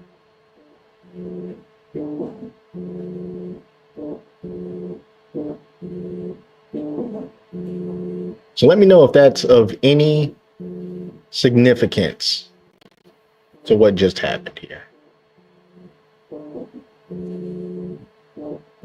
Whoopsie. All right.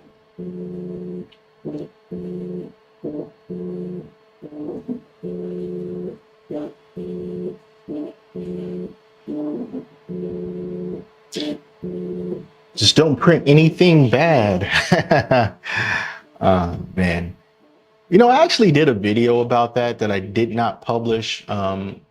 I might, you guys let me know if you are interested in that kind of thing with the situation with the Flashforge and the two-way community, and just people who or just didn't like the fact that they said that they would refer people to the police for printing certain like firearm components. And it's like, well, how would you know that if you weren't looking at what we were printing? And that never really got cleared up. So if you're into that kind of thing, but whatever you do, just make sure that you are always following your state laws and of course federal laws. And I'm not going to stay on this topic, but I will say that in the vast majority of states in the United States, doing things like that is not inherently illegal. So the vast majority of people who do that are not breaking the law. All right, so let's get to, I think bamboo prints look nicer than U1 prints when they show side by side. Is the quality better than U1, you think? Just based off the 2 prints that I have done so far, I would give the edge to the U1, but that's very preliminary right now. We've got to do more prints.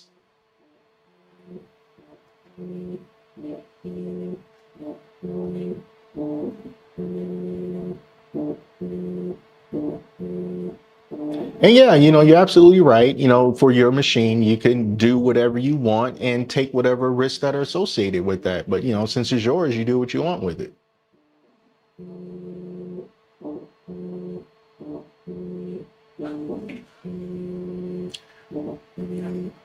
Yeah, we are leveling. But when this does get started, this next print should take 13 minutes. It's going to be a 13-minute print. I did shrink this. I mean, it was going to cover the entire bed, but that was going to take, quite a bit of time longer. And I don't want to just keep you guys here, doing like 30-40-minute prints. So I shrank it down so that it could be done in a reasonable amount of time. Should still give us a decent idea of what first layers are like.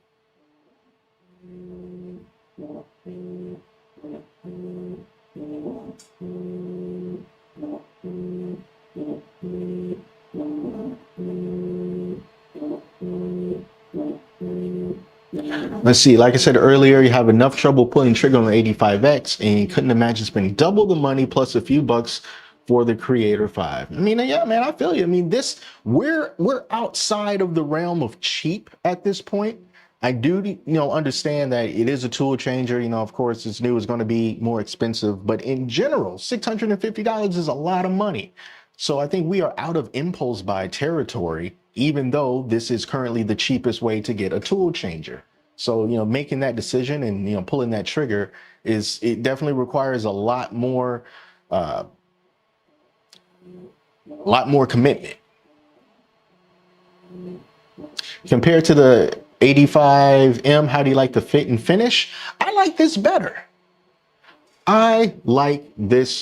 Since we're still just leveling, I'm gonna change the camera angle. I like this better, even though it's not, I wish it was magnetic, but it's not going to be because it has, plastic panels. But I think this looks more modern, and they've done some really cool things, such as the power button and the power plug is not on the back, it's on the side.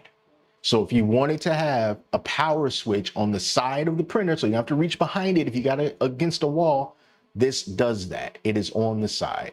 The USB port they put on the opposite side. This is a little bit more, I like for the USB ports to be up higher. That way, if you do have this on the ground, you don't have to worry about, kicking it and breaking it off unless you have like a low profile USB stick. But the power plug position, the power switch position is just great on the side. I know a lot of people have been wanting that to happen, to be put on the side. But unfortunately, as I look around here, hold on, let me just make sure before I bite my tongue. I don't see an Ethernet port. The other printers have Ethernet ports. And I'm looking around here, I do not see one. Let me go around the front, make sure that I'm not mistaken. I'm not seeing an Ethernet port. However, on the side where the spool holder is, there is it's like a 4-pin connection port for something else, whatever that might be.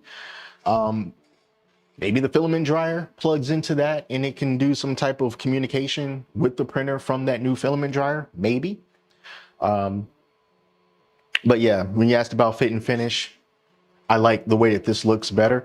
And it also seems like it's more mechanically secure and more sure of itself than the 85X. My 85X, although it works very well, it always sounded like it was on the verge of of like popping a screw, but it never did.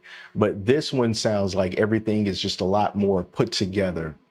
Just like the original Adventure 5M, that printer sounded more mechanically sound than the 85X. So they took some time with this one, and I like the way that this turned out. And it's not heavy. It's a pretty light printer. I don't know exactly how much it weighs, but it does not weigh a lot at all. So it's very easy to move around. We're still leveling.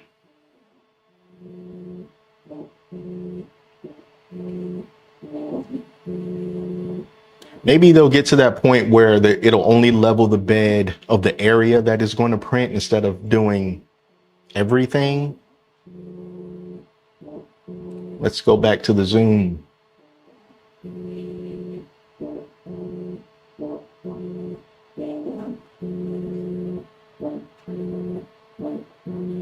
Your impulse buying the Creator 5 Pro.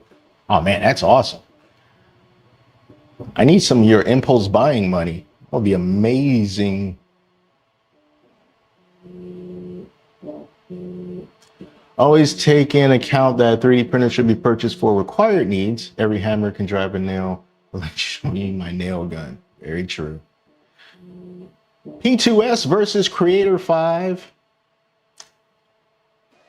You know, kind of apples and oranges, sort of, you know, because we're in a whole new ball game now with the tool changers. But just because bamboo is bamboo, I want to say that there's a very good chance that the print quality is going to be a little bit better. I know that the support as far as spare parts and knowing what the end of life of the printer is going to be, I think you'll be more secure with bamboo than you would be with Flashforge. And I think if you're just looking for long-term reliability, community, availability of spare parts and stuff like that, bamboo's tough to beat.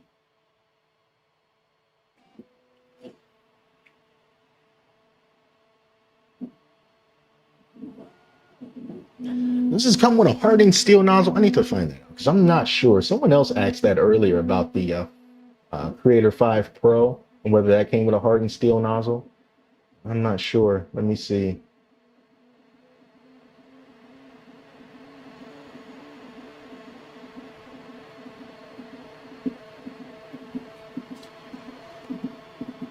Because I want to say no.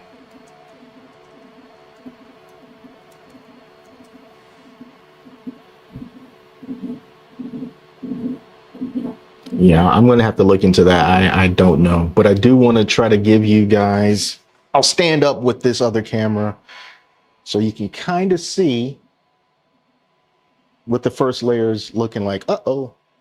Whoop, let there be light. All right, what are we looking at? Where are we looking? There we go. Kind of get a sense of what it's doing with that first layer for this black filament right over here.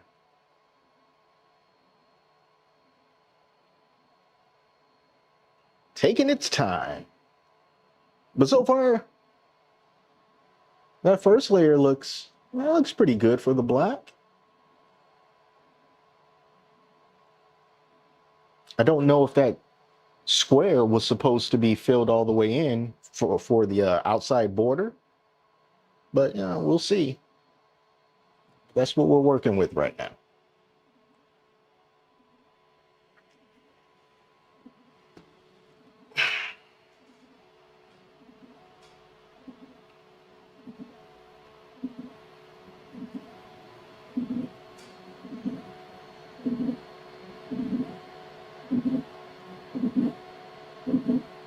It does have an Ethernet port. Well, where the heck is it? That's what Grok said. I can't find. I don't know where it is. Unless it's like hidden behind a panel or something. I'll give it another once over. Because I thought that it had an Ethernet port. But I'm looking on the left side. You got the power cable, the power button, and then there's that 4-way connector. And then there's nothing over here. What's this? Nope, there's nothing in that hole. Camera is over there somewhere. I'm not seeing the Ethernet port. They did a very good job of hiding it, or it just ain't there. There's nothing on this side.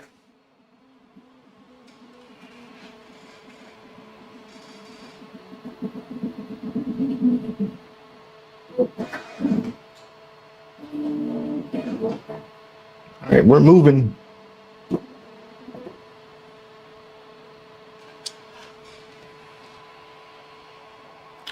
All right, so it's going for that second square. This one's going to be blue. Yeah, this one's the blue one.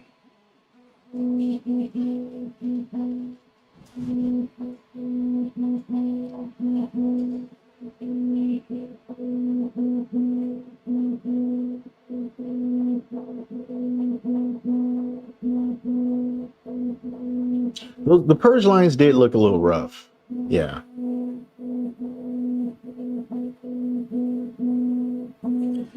But no, man, there's no Ethernet port back here. But there's one thing that I did learn from the last time I did a live stream on a printer. I was judging the print before it had completely finished. And when I saw when it was finished, I was like, oh, okay, that does look good. I think that was with the Wonder Maker ZR. So I'm just going to reserve my judgment until everything is done, and then, you know, we'll be able to see it together.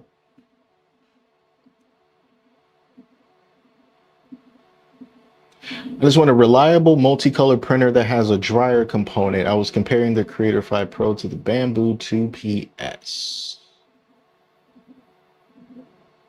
Well, you know, the great thing about the Creator 5 Pro is that, and this one, is that it can be easily used with any filament dryer that you might have. They were actually demonstrating that at TCT Asia. They didn't have the filament spools connected to the printer. They were all printing it from the dryer box. And I printed from the dryer box with the 85X, and I've done it with the Adventure 5M, and those have always worked out just fine. I see no reason why these wouldn't work out just fine as well. In fact, I'll show you. Let me grab the other camera. Just kind of what angle you're going to be looking at. If you do decide to do that, you see, like right there, that's where the filament goes in. So if you can imagine having your filament dry box sitting right there, and then you'll just run those right up into those 4 spots. It goes up and then down. This looks rough.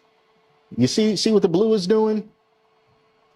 It looks like there's some separation in between those layers with the blue. Now also keep in mind, like we're going to just take this for what it is. However, again, not making excuses, but when it was purging, I did say that it looked a little thicker, and like maybe it had absorbed too much moisture, the blue one, because even as I have this right here, I mean, it even feels it feels brittle. This feels brittle. This blue filament definitely feels brittle. Compared to the black feels softer. The orange feels softer. The beige feels softer. The blue, and there's something going on with this blue. So we'll see what the other layers do. But yeah, that's what we see. I'm thinking the blue needs to be dried. I'm thinking that too. Again, no excuses, but there's definitely something up with this filament. I could tell by the way it was extruding. It's thicker, it's rougher, it's crunchier for sure. And in fact, like, what's the humidity like in here? Because it's warming up. I'm in Georgia, so it's definitely warming up in here. This is not climate controlled where I am. I'm at a 47% humidity level right now. And that filament has been in here for a while. So yeah, it needs to be dried. But we'll see. We'll see what else happens.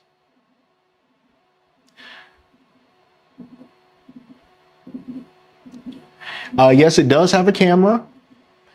In fact, I'm gonna see if I can pull up the camera and the slicer so that you can see what it looks like. I've been trying to do it pretty much all day and it hasn't been connecting. It was working just fine yesterday, but the Flash Studio connection with the printer for monitoring the camera, it just hasn't been working. I was trying to do it on my phone as well, and it also wasn't working from the phone. I know a lot of people have been having issues with Flash Studio lately. Yeah, the progress bar just keeps spinning. It's not showing me the camera feed. Nah, it's not working. Sorry. But the camera feed, I mean, it's all right. It's not great. I know it's 1080p, 30 frames per second, but just because something is 1080p doesn't mean it's going to look good.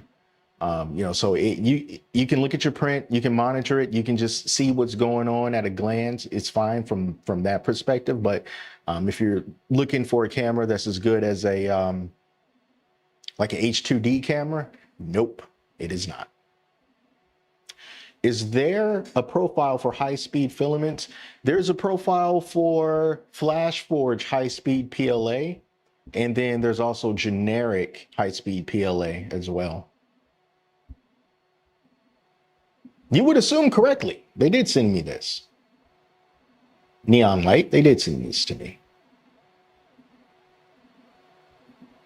Yep, it's still got those pre-orders, reservations, whatever you want to call it. That's still going on until the 19th. I think after the 19th is when they start, or when you have the option to pay the remaining balance on it if you reserved it. And then they'll start shipping those out. I want to say May. I need to double check on that. So it says that the initial production batch is 2,000 to 3,000 units. And basically whoever pays the full amounts first are going to get priority shipping. So basically, if you pay first, you get it first. That's how you secure your spots in line. I thought that they showed exactly when these were going to ship out, but I'm not seeing it anymore.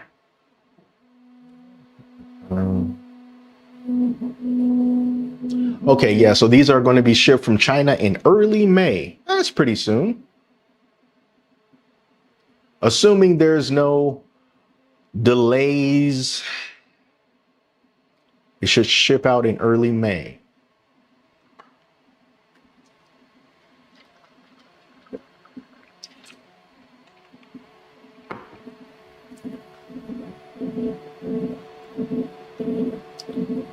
Yeah, and this does have a LAN mode. If you're curious, this does have a LAN mode.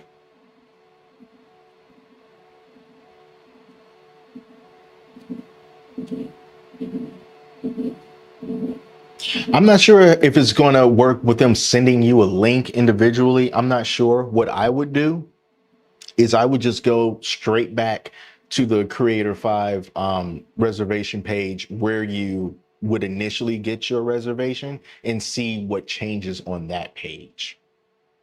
So I'm not sure if they send you a link or something, you know, but I would just try to take that initiative and look for it on the day that they start accepting full payments, because, you know, their emails might be delayed and then, you know, you lose your spot.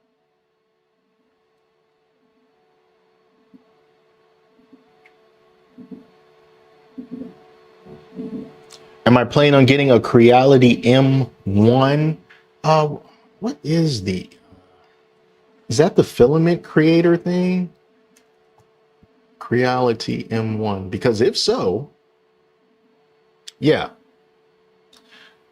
I should be getting that thing. Yeah, the Creality M1. Yeah, that should be on the way. I actually have something. I don't know what it is.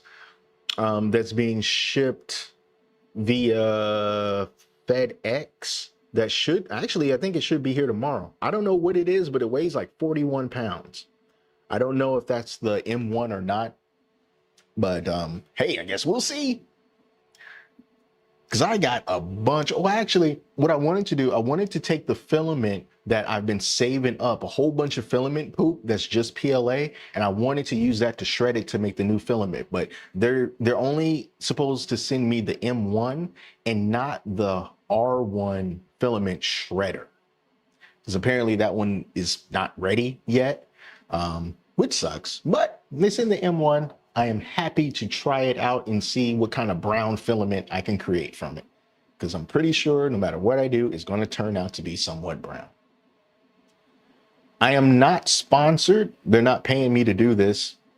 The reason why I got this early, I would imagine, is because I've just done a lot of different Flashforge related videos for the 5M and the 5M Pro and the AD5X for the past almost around 3 years or so on YouTube. And we've kind of just formed that relationship. So they're like, hey, Jeremy, do you want to review this? We want to review that. And I'm like, yeah, I do. All right, we are done. Let's take a look at this. So basically, I'm privileged. That's what I'm trying to say. I'm privileged. All right, first layers.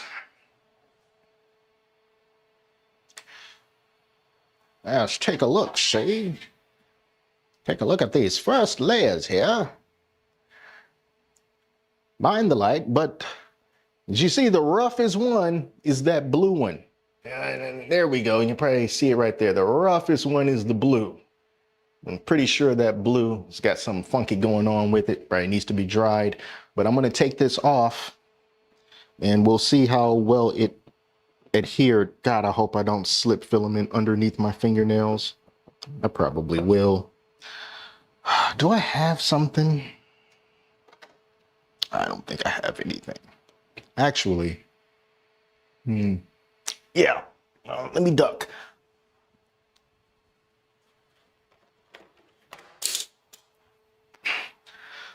Oh God, I'm old. Okay. Let me try to pluck this off. There we go. Oh God, no. I ripped them. Well, I didn't rip them, but they didn't come off as one solid piece.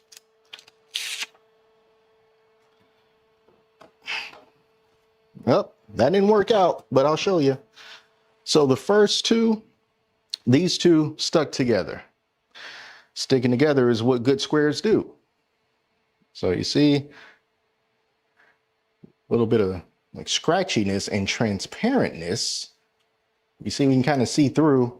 Ooh, look at that. Yeah, we can kind of go through that. Then here's the orange. The orange seems solid enough, but the black, no go. Next up is this beige. This is Sunlu. This is Sunlu filament. I know it's kind of hard to see it because it's, you know, white or beige, but all right, so now we're ripped. All right. I don't know if that's because of the force I'm putting into it and they're thin or what. And then we all know how the blue turned out. The blue didn't make it. The blue is an accordion. I need to be dried. Why did you embarrass me?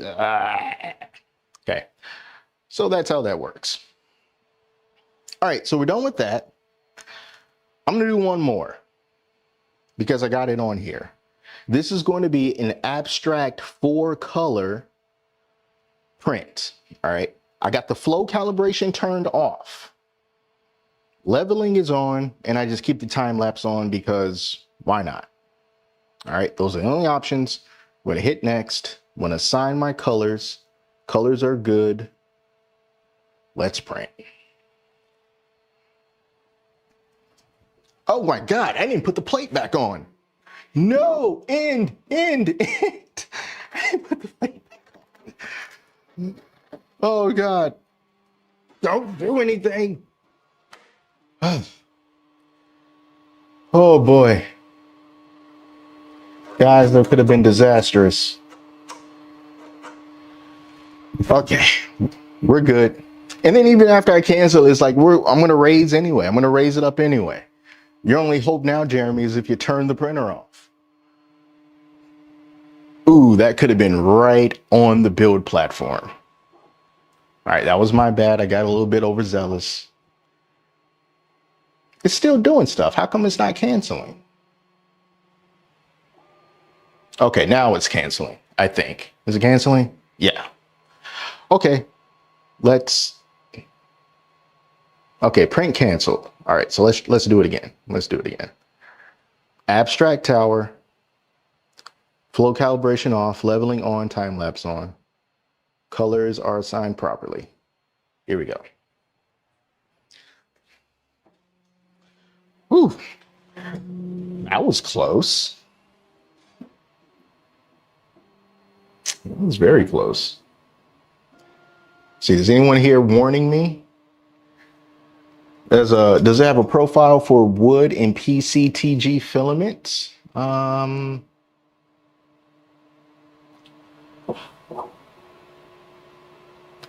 Let's see here. I mean, that would have to be like within the slicer, because the slicer is what's giving your is what's telling the printer what parameters to use. The options on the screen is just kind of there for reference, but the slicer is what's going to give you all of the parameters that you follow. And as I look into this,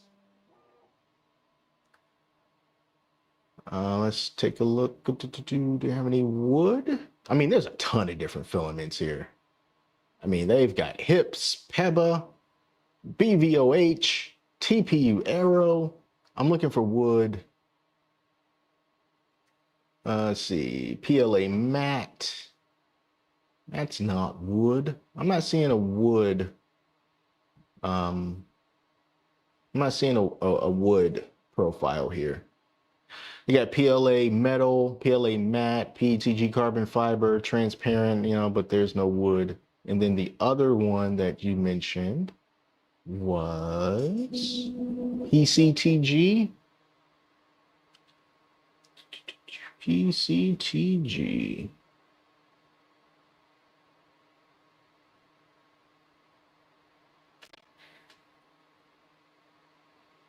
That's some exotic stuff. PCTG. Yes, well, there's a generic PCTG profile inside of Flash Studio, which it should be. I mean, this is just an Orca fork, so. You had total confidence that I was going to catch it? Well, I appreciate your confidence. Thank you.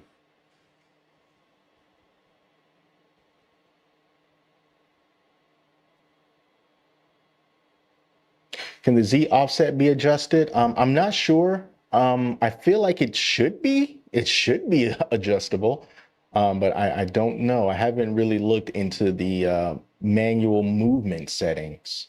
You can do it on the 5M, so I don't know why you wouldn't be able to do it here. Does this printer only print trinkets for children, like the items on your shelf are going to be used for practical things as well? I'll have you know, student Kanto, that these are very much practical things that I have here. They're practical to my mental health, and that's important. But yes, you can print things that are more for the manly man, or, womanly woman in your life that wants to do things that are practical. But you are going to be limited to the types of materials that you can use. PETG is good for that kind of stuff. But if you really want to get into it, you really want to do like ABS, you want to do polycarbonate, you want to do nylon, you want to do ASA, you want to do a blend of those things, then in that case, you're going to need something that is enclosed. So the Creator 5 Pro will be more up your alley because you will have more reliability with the functional filaments than this one offers.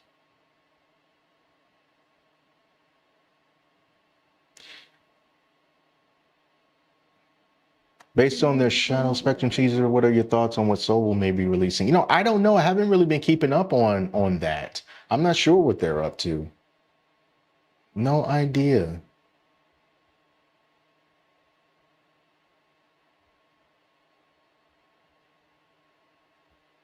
What do you mean? Could it hook into Orca directly? I'm not sure what that's in reference to.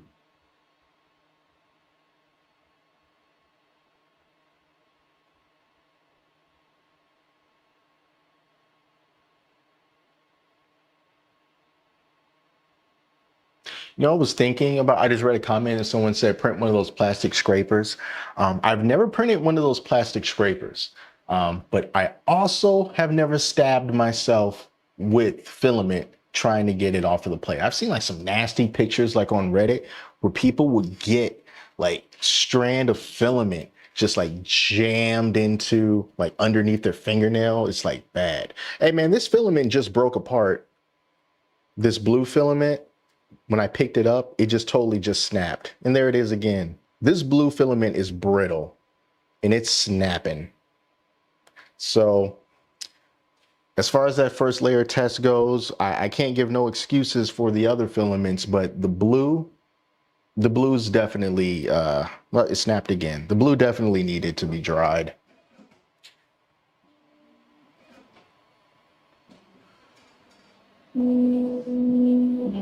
You haven't used blue painter's tape for bed adhesion? I've never used blue painter's tape ever for bed adhesion. Never, ever, ever, ever, ever. You can't use Orca Slicer currently. They say that you're going to be able to use Orca Slicer as an alternative slicer eventually, but right now, the only profile that I'm aware of that is for the Creator 5 is in Flash Studio version 1.70 something, something, something. It's the only version that I've been able to find a profile on. Looking at the view from the front, lots of room for more bed on the left side. Looks like they could have room for a bigger bed. Oh man, imagine if they did have a bigger bed. Whoo, that would have been amazing. That definitely would have given the U1 a run for its money just with bed size alone. Because it's not that much smaller than the U1's bed size. But if you remember, the Guider 4 and the Guider 4 Pro, which was supposed to come out after the 85X, but it didn't, guess they canceled it. Those had 300 by 300 by 300 build sizes. And, you know, I do think it was a good idea that they let those go because of where everything was headed. But it would have been great if they maintained that size for this. That would have been awesome. So yeah, printed a plastic scraper in PETG and kept getting scarred by the print. Wasn't super useful. I hear the holders for plastic razor blades are good. You know, I wanted to get some plastic razor blades for resin printing because sometimes stuff gets really stuck to the build plate and it's hard to get off. And using those metal scrapers, you're probably going to end up slitting your wrist on it. So I hear that those plastic blades are good for getting underneath the thinner parts of those rafts that are getting difficult to get off. I mean, honestly, just frustrated with people coming to the hobby only to fill landfills with plastic waste. They're capable of so much more. I mean, yeah, you know, but I'm pretty sure my bloodstream is probably like 45% plastic. And yours too. you know, but you know, just do what makes you happy, you know. I mean, if you like printing toys and crap that, you know, is utterly useless, have fun with it. I have fun with it. So, you know, it's whatever. It's all what you want to do. But hey, this is functional. This is a phone. This is a phone stand, an outdoor phone stand, because you can hook this onto your backpack, and then this little flap comes up, and you can put your phone in there in portrait or landscape mode. That is very useful, practical.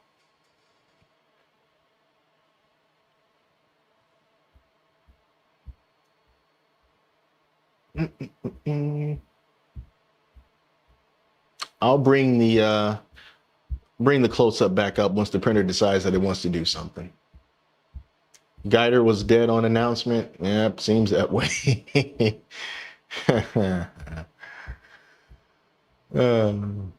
Keep it on your shelf and it never hits the landfill. Now you're talking. I like the way that you think. We're going to keep it there.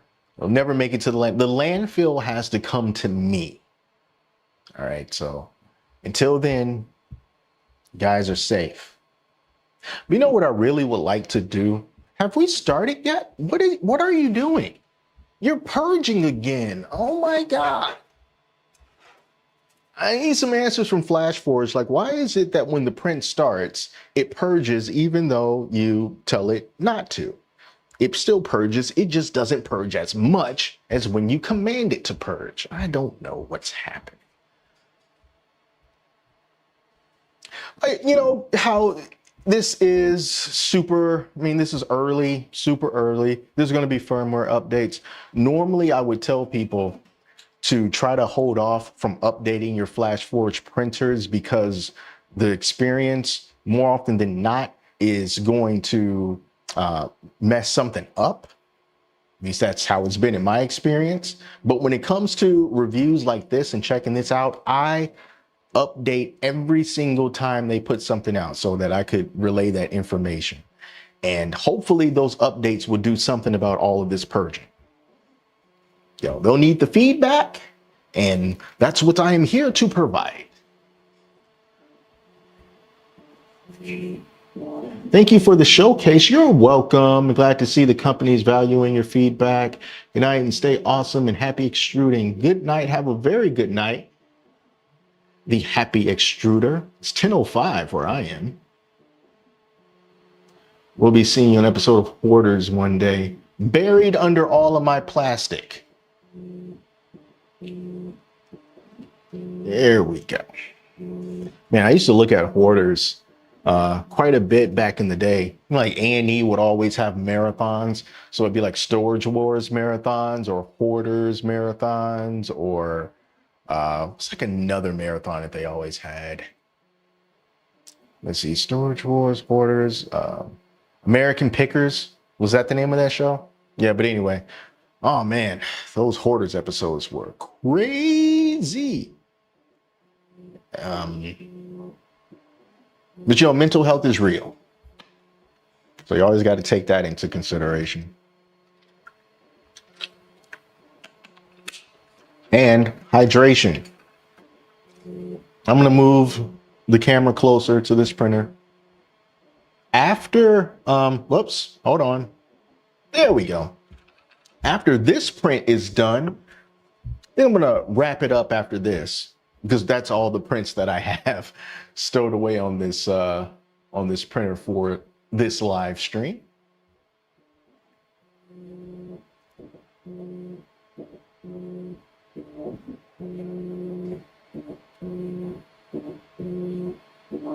Now make sure before I really start to get into printing with this, I am going to dry these filaments that I'm using. I just want to give it a fair shake, because coming out of the spring and the colder months, I've only recently begun to turn my air conditioner on. So things are getting kind of muggy, kind of sweaty in here. So, you know, I definitely got to give these printers more, give this filament more consideration if I'm going to be doing stuff in this space. 'Cause this is where the humidity grows. It's not like inside the house. It's much cooler in there.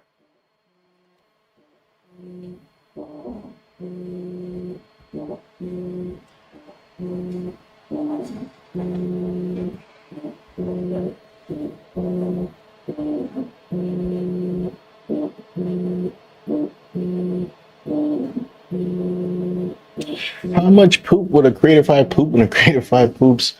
Too much, from what I've seen. I'm a sucker for Pawn Stars. Ooh, I'm so lucky I said I'm a sucker for Pawn Stars. You probably heard me slip up. I almost did. American Picker is one of the guys I'm for. Yeah, wasn't it Frank? Did Frank pass away? The reason I bought a 5M Pro a couple years ago and an 85X and pre-ordered the Creator 5. Oh, look at me being an influencer. Well, I hope that you're happy with those. And I'm hoping that you're going to be happy with this. How does the flash swap mechanism work?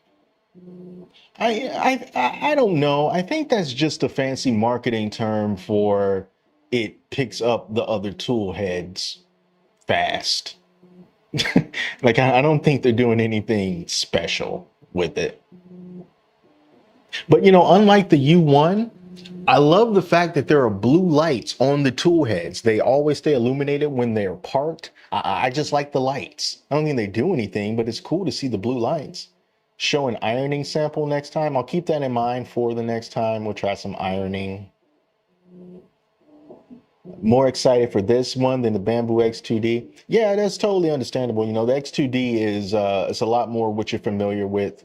It's mostly more of the same, just with an auxiliary nozzle. It's still good, but you know, it's not exciting. Does it purge for each nozzle at the beginning of every print? It's not supposed to. You can tell it to calibrate the filament at the beginning of each print. You can tell it to do that. And when you do tell it to do that, it will print approximately 0.9 grams, or it will purge approximately 0.9 grams of filament from each tool head if you choose to calibrate it before. Now, I thought that if you tell it, don't worry about doing calibration and don't worry about doing any like flow calibration or whatever, then it would just immediately start leveling and then print. But as we see, that's not the case. So I don't know why it insists on purging something, even when you tell it not to. It doesn't purge as much as when you tell it to, but it's still doing something. Around Tallahassee, Florida, we are, well, you know, I'm not close to Tallahassee, but as far as states go, we're neighbors. We're touching tips. Thank you for the demonstration. You had to pick between the P2S and the Creator 5 Pro. Which would you choose and why? Or do you think there was a better third option? Is a better third option? So let's assume that the P2S and the Creator 5 Pro has the exact same print quality and they are equally reliable. And the only thing different are the features that they offer. Which one would I pick? I would pick the Creator 5 Pro because the Creator 5 Pro, like I don't know if the P2S has a heated chamber or not. I'm not sure, but the Creator 5 Pro does. But even if the P2S does have a heated chamber, four tool heads means far less waste, especially if you want to print landfill fodder like I do. And you still have the option of printing your engineering materials too. The size of the beds are the same, so you're not losing out on any space. The only thing that I think that would change my mind from the Creator 5 Pro is the company themselves. Because I feel that when it comes to Bamboo, I'm going to know much more confidently what the roadmap ahead is going to be as far as their support for that printer, because they're not just going to abandon their printers. You know, I know like a lot of different companies, they come out with a printer and then a year, 6 months down the road, they come out with another one and they just leave the previous one by the wayside. But Bamboo doesn't do that. So I would feel more confident from a support perspective from Bamboo. You know, Flashforge doesn't abandon stuff either, but you know, Bamboo feels more secure. So that would be the question. But I would pick the Creator 5 Pro, assuming all other things were exactly the same.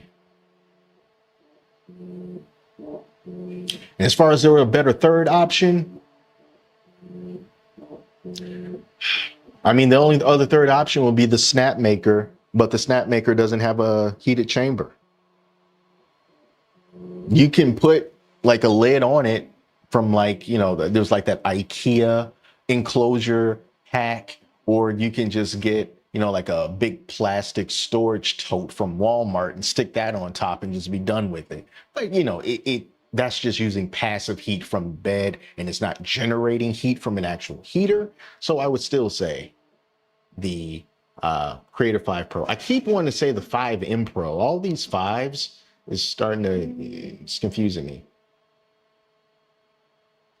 The setup is a lot more involved than the 85X.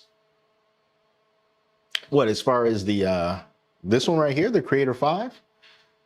If I can remember back from what the 85X was like, I mean, this was super simple. Everything was already put together. You just had to put it in the spot and attach it with screws. Hey, are we starting? We're finally starting. Okay, let me catch up on this stuff. I will make this full screen. There we go. Looks like it's doing the prime tower. P2S doesn't have a heated chamber. All right, well, that makes the decision that much easier. Flashforgery has been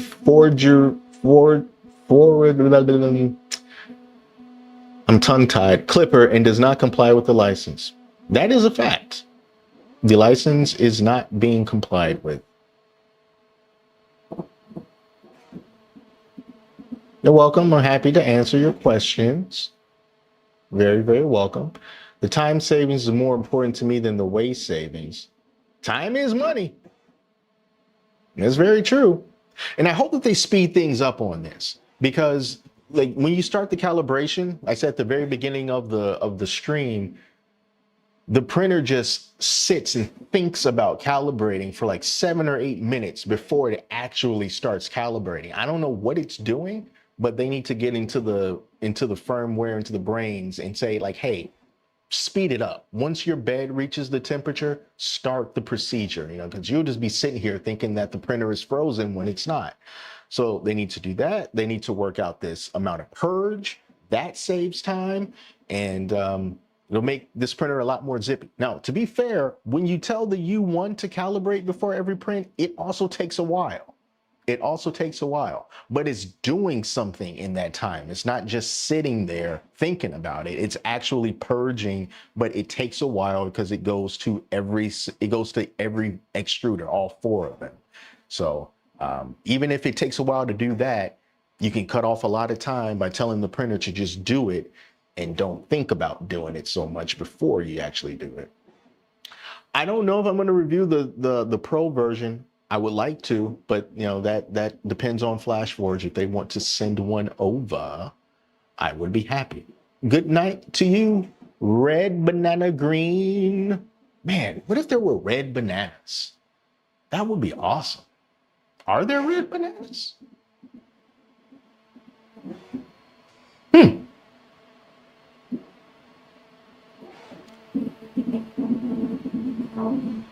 All right, let me take a look. What are we doing? What are we doing?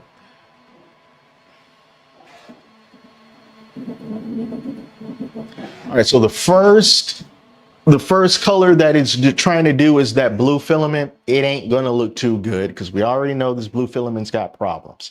I just want it to adhere to the bed. That's what I want this blue filament to do.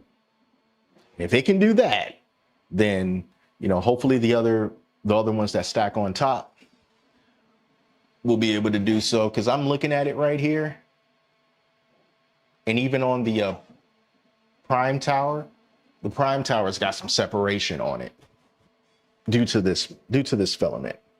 Very poor showing of the brittle and damp E-Sun light blue filament.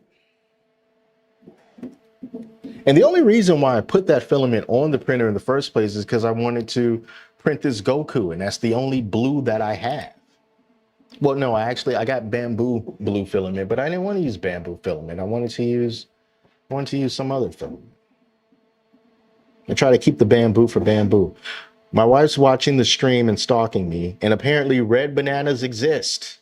The red banana plant is a tropical ornamental known for its large, dramatic leaves and deep maroon undersides, grown for its foliage rather than fruit. What? Just throw the bananas away? Though edible, red bananas also exist. It thrives in full sun, rich, well-drained soil, and consistent moisture, reaching 8 to 12 feet tall and adding a bold, exotic look to landscapes. Wow, red bananas. Okay, what do we got? Had step away, so no Ethernet confirmed. Yeah, it's confirmed. There's no Ethernet. No Ethernet. It is blue PLA. It is not PETG. I'm looking on the side of the spool. It is eSun PLA Basic. I mean, it's some of the cheapest filament that you can get. You get it on Amazon. You'll probably find it for like $13 or something like that. And I just wanted some cheap blue filament. I got cheap blue filament. It is what it is. But yeah, red bananas. Imagine that.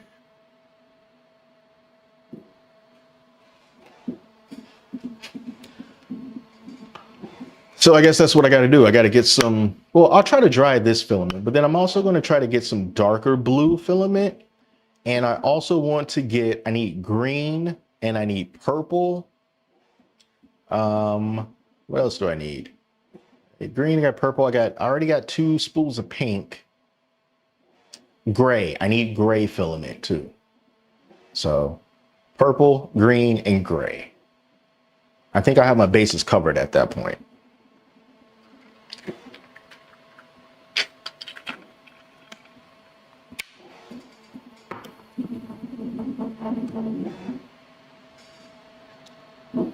All right, our little blue pillar is holding his own. Are the nozzles quick swappable like on bamboo? I don't think they are. I don't think they are. Like as far as like toolless, quick swappable nozzles, I don't think so. I think it's a little bit more involved, but I can't be specific because I don't know off the top of my head. But I don't think they're like the 5M and the 85X. Well, the 5M had the easiest nozzle swaps. I prefer that because it's just how quick it was. And less fiddly. 85X is a little fiddly. Well, not really. I mean, when they had the new nozzles and the new like heat sink, you had to swap those in. Those were a little bit fiddly, but the nozzles themselves are not when you switch them over. Sounds like a trip to Micro Center to me. I wish I had a Micro Center near me. I don't. Micro Center's in Marietta.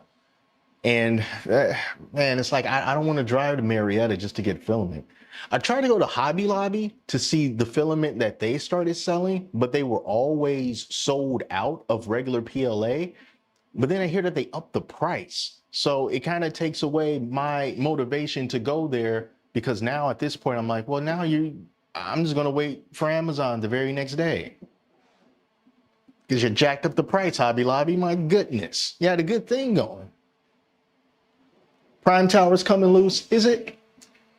Oh, no, it is coming loose. Prime Tower, no. Oh, this blue filament has cursed us. Maybe I'm just going to let it go. Maybe it'll hold on. I don't know. Oh, God. We might have to abandon ship. Danhausen come in here. Is that what happened? Why would you do that to me, Danhausen?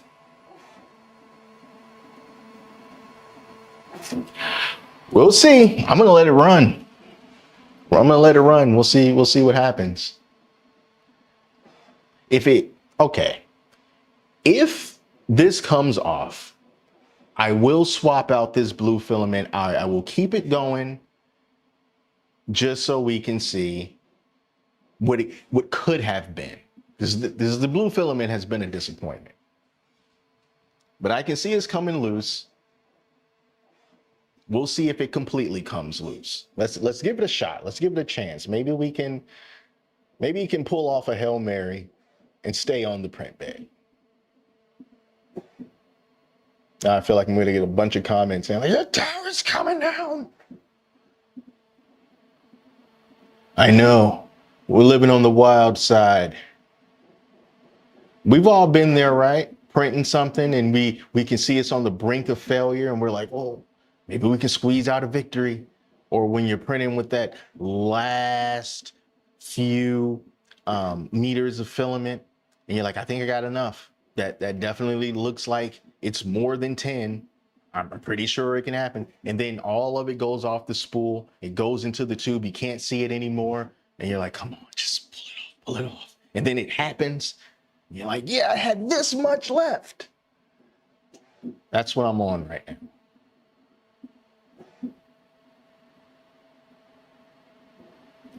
The tower will survive. I need you to have faith in this tower.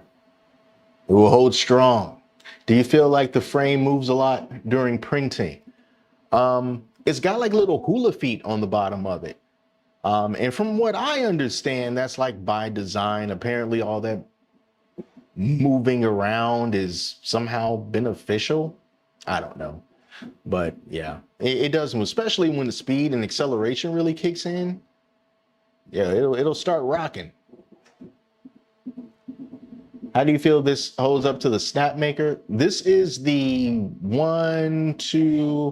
this is the 4th print that I've done on this. And if I were to judge this based on the only those 4 prints, I mean, it really wouldn't be fair, but I would still say the Snapmaker would have the edge. But that's not, don't take that for gospel. We still got to do a lot more printing on this,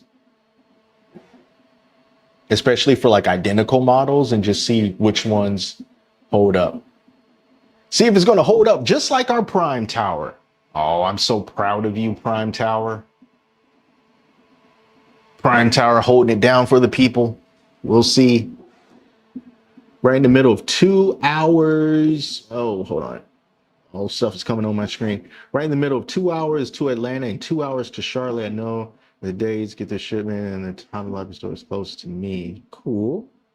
CA glue it. Man, I had some CA glue and I had some accelerator and I accidentally broke the plunger on my accelerator and it just started spraying like all over here. I had to hurry up and get it out before it fumigated the entire garage.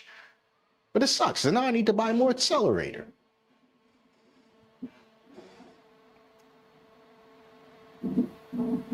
No, that is the printer. The bottom of the printer at the 4 feet, it has these little rubber hollowed out like hula hoop feet, kind of. People have been calling it hula feet.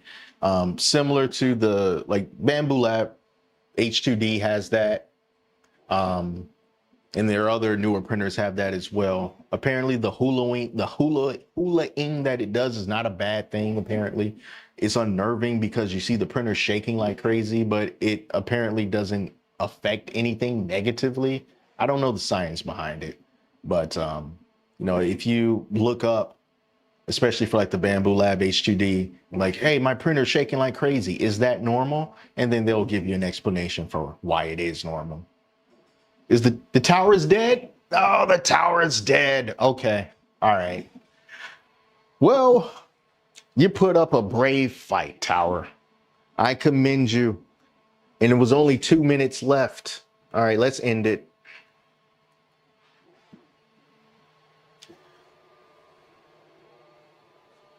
Against all odds, you have faltered this day, but your memory will last forever, Prime Tower. All right. Well, we'll take a look at what we got, right? Here's our Prime Tower. Dead and gone. And let's see, can I get you... Ooh, this is going to be hard. Get you a close-up of this. Hold on, let me make it full screen again.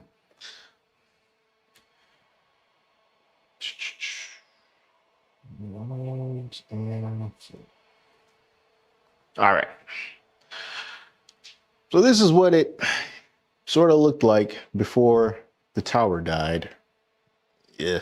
Well, it was like this. It was like this. Kind of hard to see. It's so small. So I'll just give you the description of what it looks like. The blue, of course, looks rough. The black looked fine. And it was a clean transition going into the beige. It was a clean transition. If the blue hadn't failed us, then I think this would have turned out good. I'm going to try it again. Okay.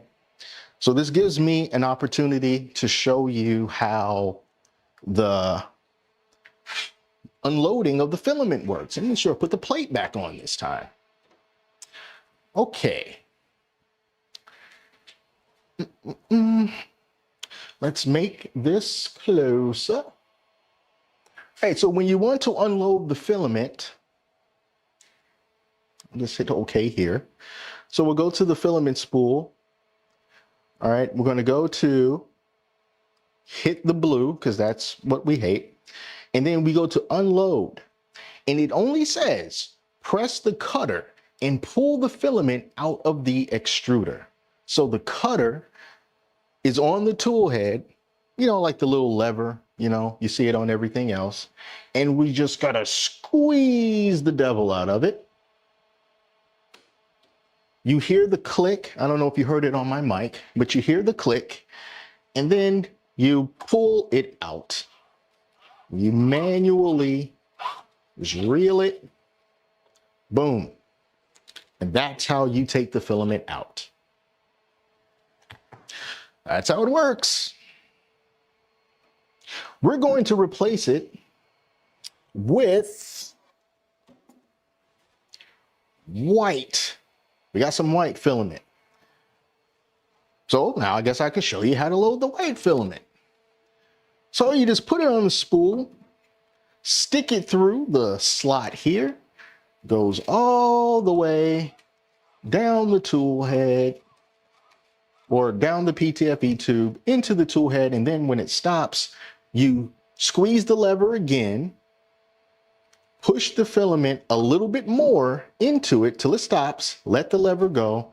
And then when you pull on the filament, it won't come out because it's now effectively trapped. And then at that point, I'll just change this over to,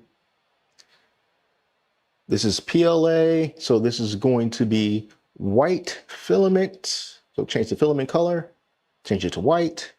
It's now white. And then we hit load. It says insert the filament into the tube, blah, blah, blah. We already did all that. Hit next. And now it's going to load and it's going to extrude. It's going to poop. So get ready for more poop. We love the poop. You turn the tower into maybe something productive-ish, like a fidget toy or something. Where is the tower? I don't know if there's any hope for this tower, to be honest with you. I mean, it's pretty rough. Our poor tower. I mean, look what happened to it. Oh, look what you done to him. You know, I don't think it has much use. Like everything is just hardened and solidified. It's a testament to failure. That's what that is. Now, if I had that Creality R1 filament shredder, then I would throw this into the filament shredder. You know what? I think I'm going to hold on to this just in case they change their mind and the filament shredder is actually coming. Then I can throw this in there. We'll see what happens to it. Okay, I think are we still pooping? So it loses tension, but squeeze harder to cut. Yeah, like you have to squeeze kind of hard when you want to cut, but then when there's nothing there, it's a lot easier to squeeze. like effortless to squeeze it. Yep, there goes our poop. I'll grab it from back here. Okay, I'm not going to calibrate. I'm just going to run this same print again. And it just asks, has the filament been extruded? Yes, it has. And we're just going to try that one print again. You know, the colors are not going to match up, but that's fine. I'm not going to do leveling either. We're just going to go for it. Hopefully it doesn't scrape up the build plate. All right, so blue is now white, black is now black, blah, blah, blah, blah, blah. All right, here we go.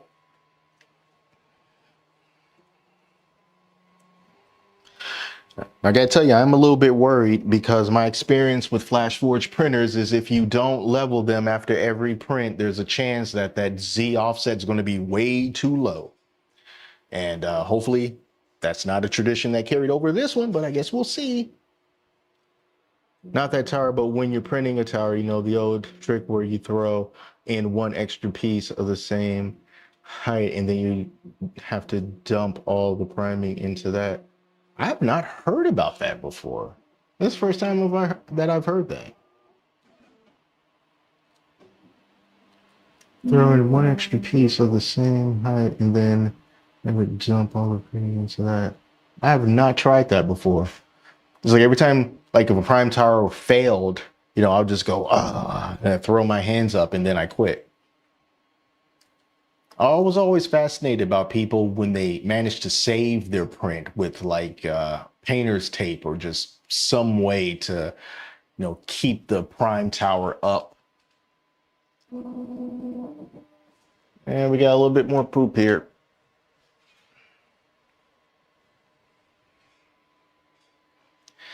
This is for the white.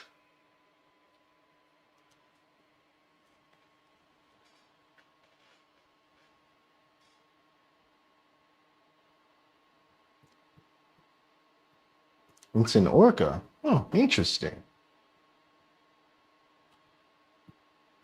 Oh, purge to object. Oh, okay. I think I've done purge to object one time. Yeah, I think I only did that one time. It was a long time ago, so I don't even remember like what the result of that was. I think I might have done that when I was printing.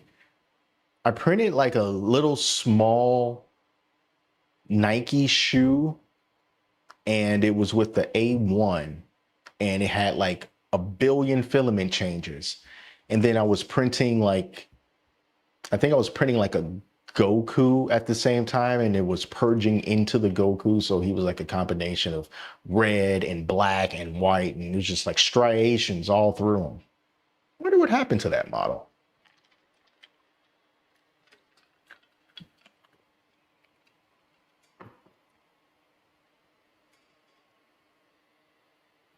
Yeah.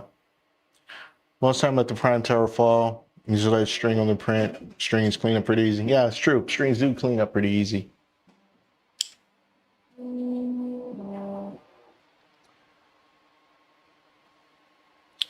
I'm going to be looking at this printer from above and from the side, just to make sure that when it starts, since I'm not leveling, just to make sure it's not too low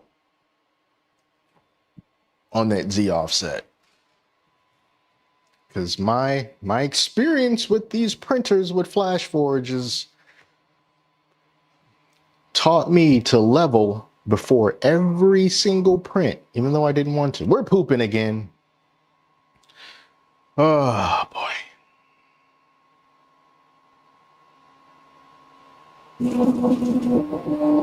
Thank you.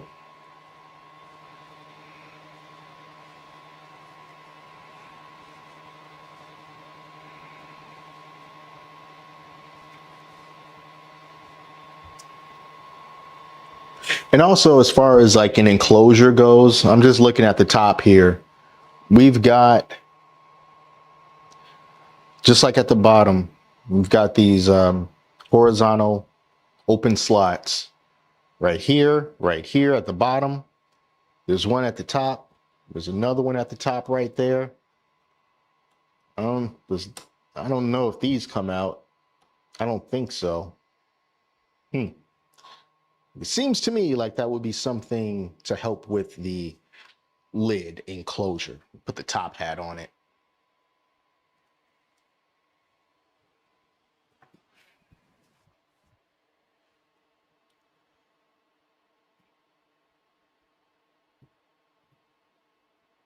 What is that on my screen?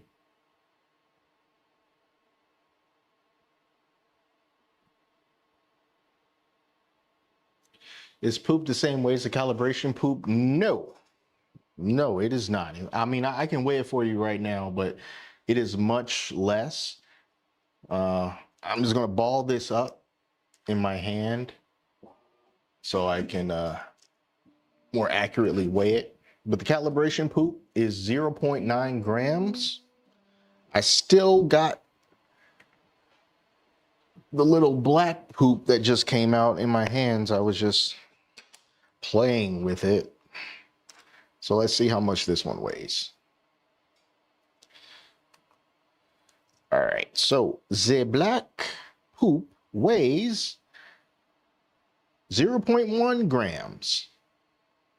I'll try it again. Yeah, 0.1 grams for that black poop that just came out. I will also weigh this white, the white that's coming out right now.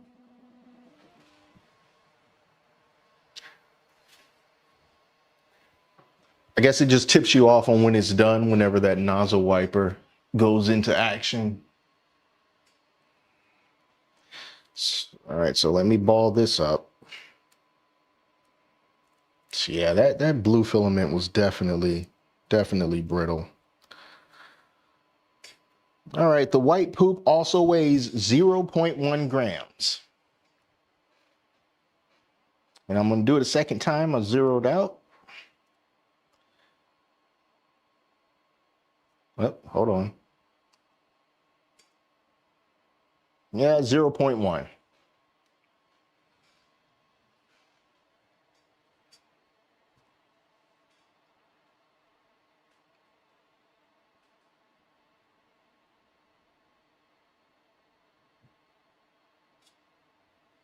It doesn't have anything that catches on poop. Nope, not at all.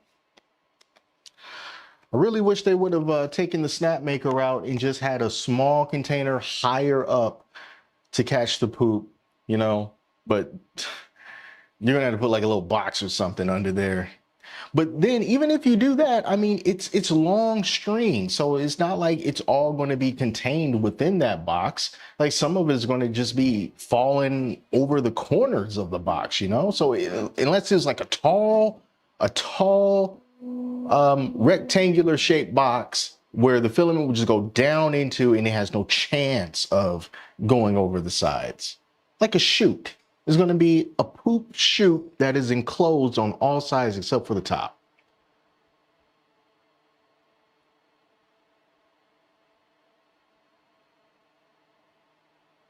Well, the tool changers need a purge tower. It's for priming the nozzle to build the pressure back up before it goes to start printing on the actual model, just to avoid potential defects. That's what the tower's for.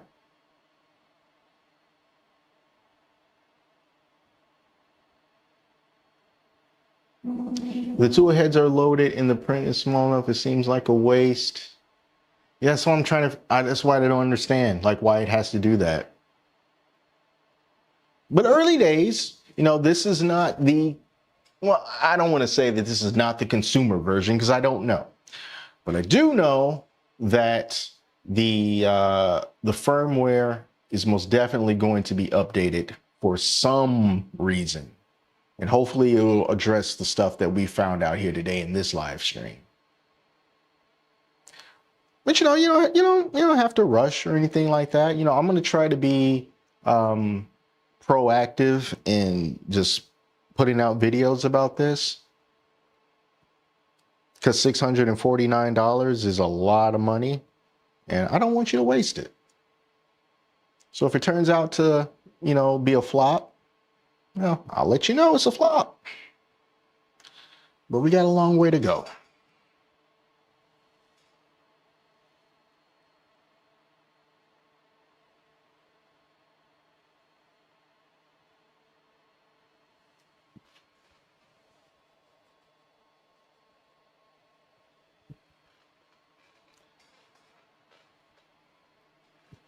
We are still waiting. Whew. Now catch up on your comments. And firmware will improve. Yeah, that's my hope too. CNC Kitchen has a good video that shows what happens when you don't use a prime tower. It's not pretty. Ooh, that sounds interesting. Kind of wish the U1 was this color. I know that's wild, but I don't like buying white tech. And, hey, you know what? This printer, ergonomically makes more sense than the U1 because the U1 it's awkward. It's awkward to move because there's no real place to grab hold to it. The only real place that you can grab onto it that has like a little bit of a ledge is like right in the back behind the tool heads, but it just feels awkward to try to move it in that regard. And then the side panels of the U1, they're kind of flimsy. So they're like, it's like you can push them into themselves, you know? So you feel like you don't want to push it too hard because you might dent it like a car door. So it's the next iteration. I would like for them to improve on that with the U1. But with this, it's a lot easier to pick up and carry. It has handles down at the bottom. You grab it from the bottom. Heck, you can even try to grab it from here if you're a little bit more careful, like from the top right under it. But yeah, there's one advantage I would give to the Creator 5. It's easier to move. Is it louder than the Snapmaker? I think so. I think it's a little bit louder. It's not unbearably loud though, but I do think it's a little bit louder. But it kind of can't help itself because it's open on the top and it's open on the front and it's open on the back. And the Snapmaker is only open on the top. So there's more sound dampening that the Snapmaker naturally has. It's got a door on it. You know, this doesn't have a door. Do you think Flashforge will have a pro upgrade kit for this? I don't think that they will. I don't think they'll have a pro upgrade kit for this because you would need a heater. It has to have a heater, and I don't think that there will be a way forward for that. And then you will probably also have to switch out the power supply as well to accommodate that heater. From what I understand, the maximum wattage that the Pro can put out is 1200 watts, and the maximum wattage that the Creator 5 regular version can put out is 700 watts.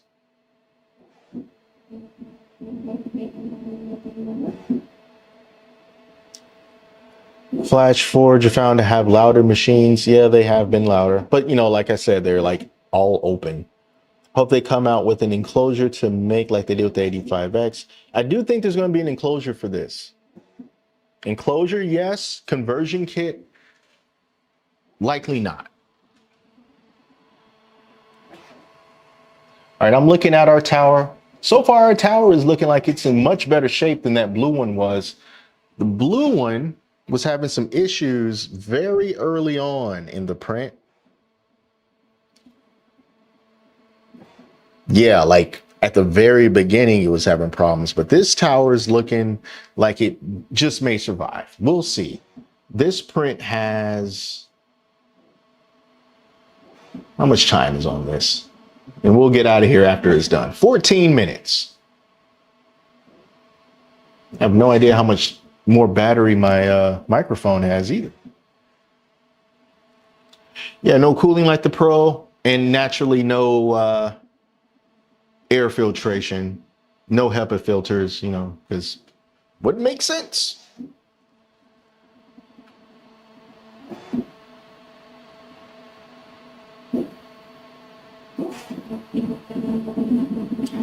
Can you add a second object and purge poop into that? Pretty sure you can. Let me look in Flash Studio. You should be able to do that. Let's see.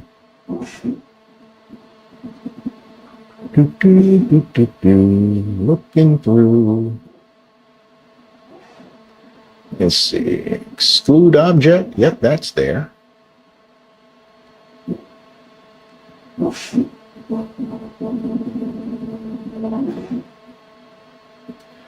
Yeah, you can flush into object and flush into the object's infill. You got that option if you want.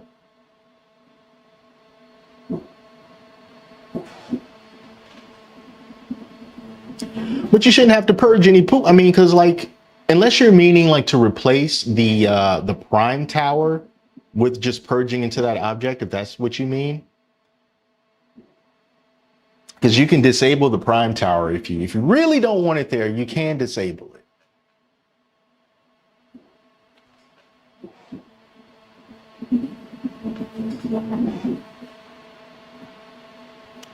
I'm sure the community will make a purge bucket eventually. Yep, they will. Absolutely, they will. Oh my God. Your comments got filtered? What'd you say? Because I said it's a fail. I don't know why your comment got filtered. I didn't filter it. No, everybody's opinion is welcome. Hey friend, do you see where an enclosure might install? I suspect so. Let me bring the screen up so I can see what I'm doing. There's two openings, like right down here. Looks like something would be able to fit into these openings down here, like a back panel. And there's also a little slotted opening right here on the top. There's also another slotted opening right there on the top. You have these pieces right here on the side, these lighter gray pieces, like where a lid could rest.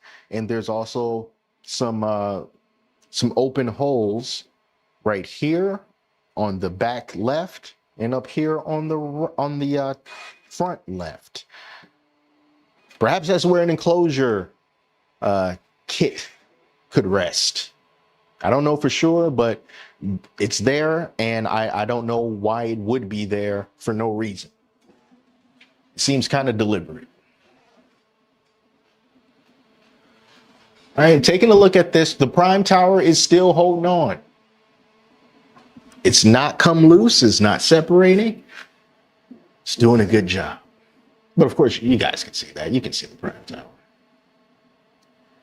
Prime tower doing its thing.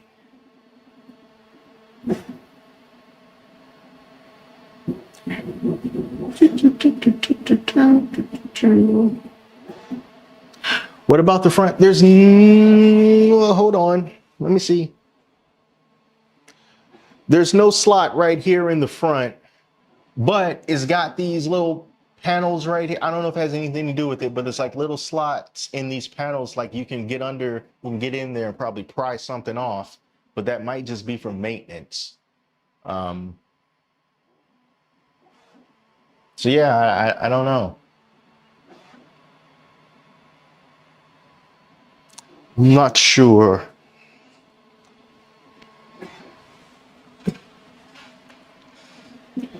Curious why they left the back open. I understand no door, no lid, but the back seems strange. It's like an open frame, but it's not.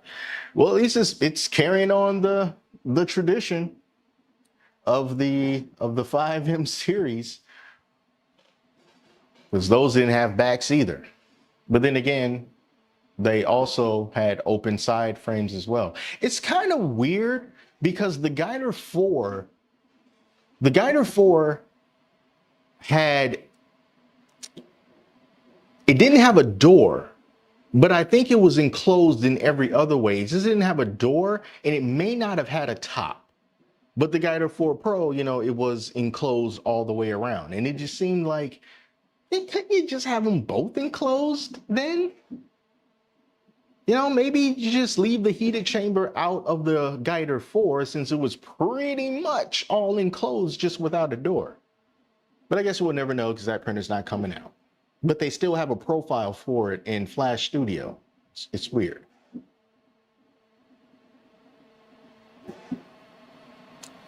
What does the camera look like on the Creator 5? It's serviceable. It's not the nicest camera.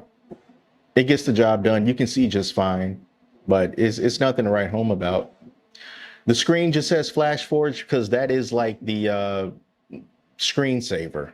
You can turn it off if you want. What other printers have you owned and used a lot? Let's say dozens to 100 prints at least. Oh, there's a lot of printers around here. The original is the Adventurer 5M that had a lot of work put into it.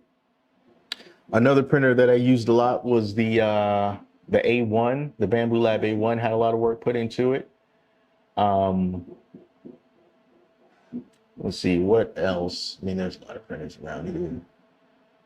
Man, H2Ds had a lot of work. I've got like 400 hours on the X2D right now. So I wouldn't say like hundreds of prints, you know, but just as far as print time goes, quite a few. I think the least used printer that I have was probably the Neptune 4 Pro. I just didn't like that printer. I just didn't like it at all. Like when it worked, the quality was good, but it just didn't work most of the time, like properly. And then the 85X, I don't know how much time I got on the 85X, but a decent amount. And that was always reliable, even though it seemed like it was always on the verge of something like breaking down, but it never did. It didn't sound like the most mechanically competent printer, but it was so reliable and it prints TPU better than anything that I tried to print TPU on. It just ate it up. The 85X is good.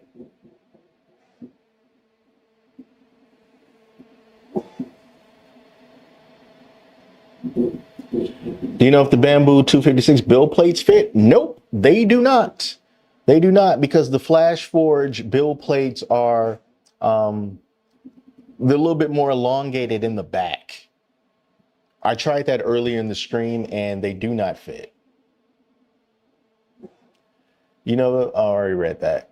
And it's definitely sufficient to have an idea. That being said, with experience in multiple brands, do you think Flashforge is a budget experience at all? Yeah, and that's the thing that made Flashforge so appealing, is because it was one of the cheaper options, but it still held its own, even against some of the, you know, more expensive brands, in which the print quality was not so drastically different from what you would get with a Flashforge, but the ecosystem that surrounded Flashforge has always been worse.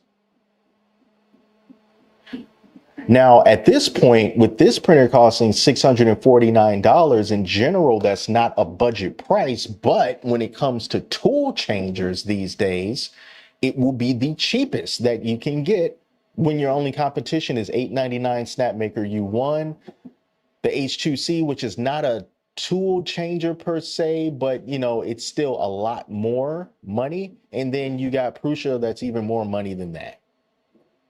So Flashforge is in a solid position that would be considered the budget option as far as tool changers go these days.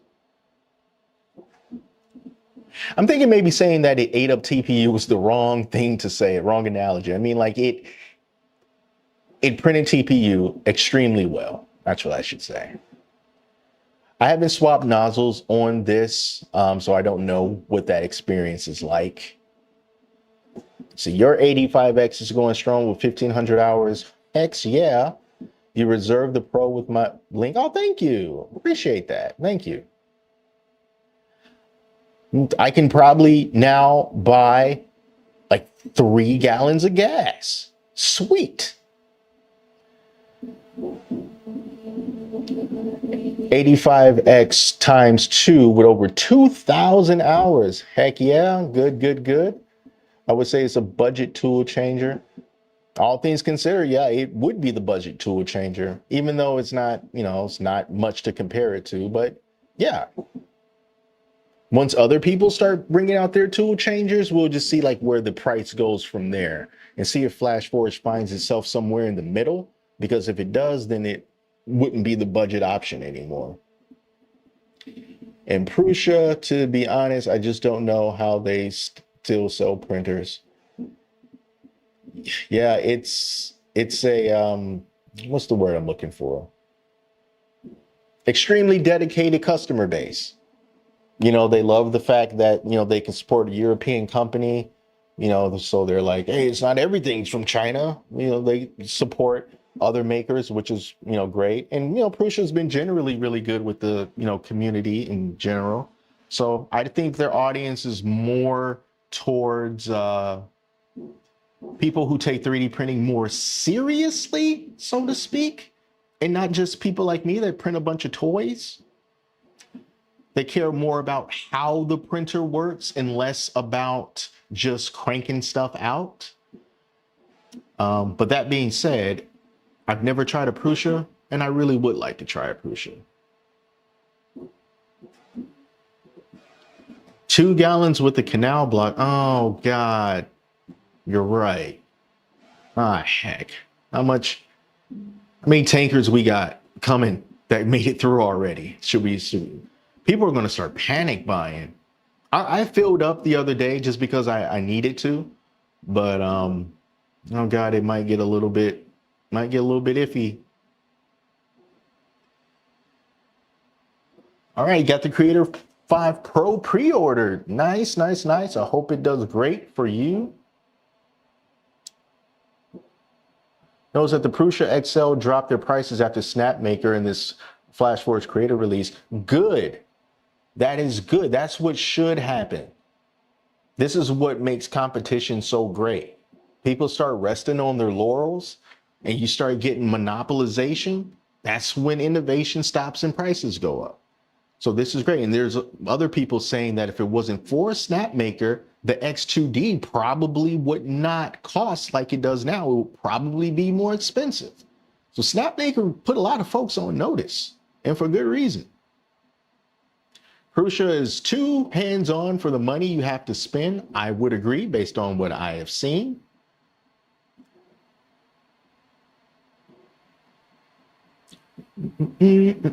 What yellow filament do you use for your Simpsons figures? So they're different color filaments. The ones I like the most, I don't know, can you see, you can kind of see Barney back there a little bit. I like his tone better. That was with Sunlu. Hey, we're done. That was with Sunlu. And then some of the other ones that I have, I want to say probably like 3D Johor. I don't know the name of it, but that's like an Amazon brand filament. But the Sunlu filament has the best yellow skin tone for the Simpsons, I think. Looks more true to life. And it's also good for Super Saiyan hair. All right, so this is done. No failures. If Bamboo Lab is selling the new one for $6.99, how much will this one be? I mean, like for this printer, the Creator 5 Pro is $649. Okay. I need to switch it back. Here we go. I should be able just to rip this bad boy right off. There we go. Boop. Hey, here we go. Okay, I like this one. All right, let me try to focus a little bit. We'll bring in a little bit of light. Oh man, this is gonna be awkward. See it the best that you can. I'll try to flip it around.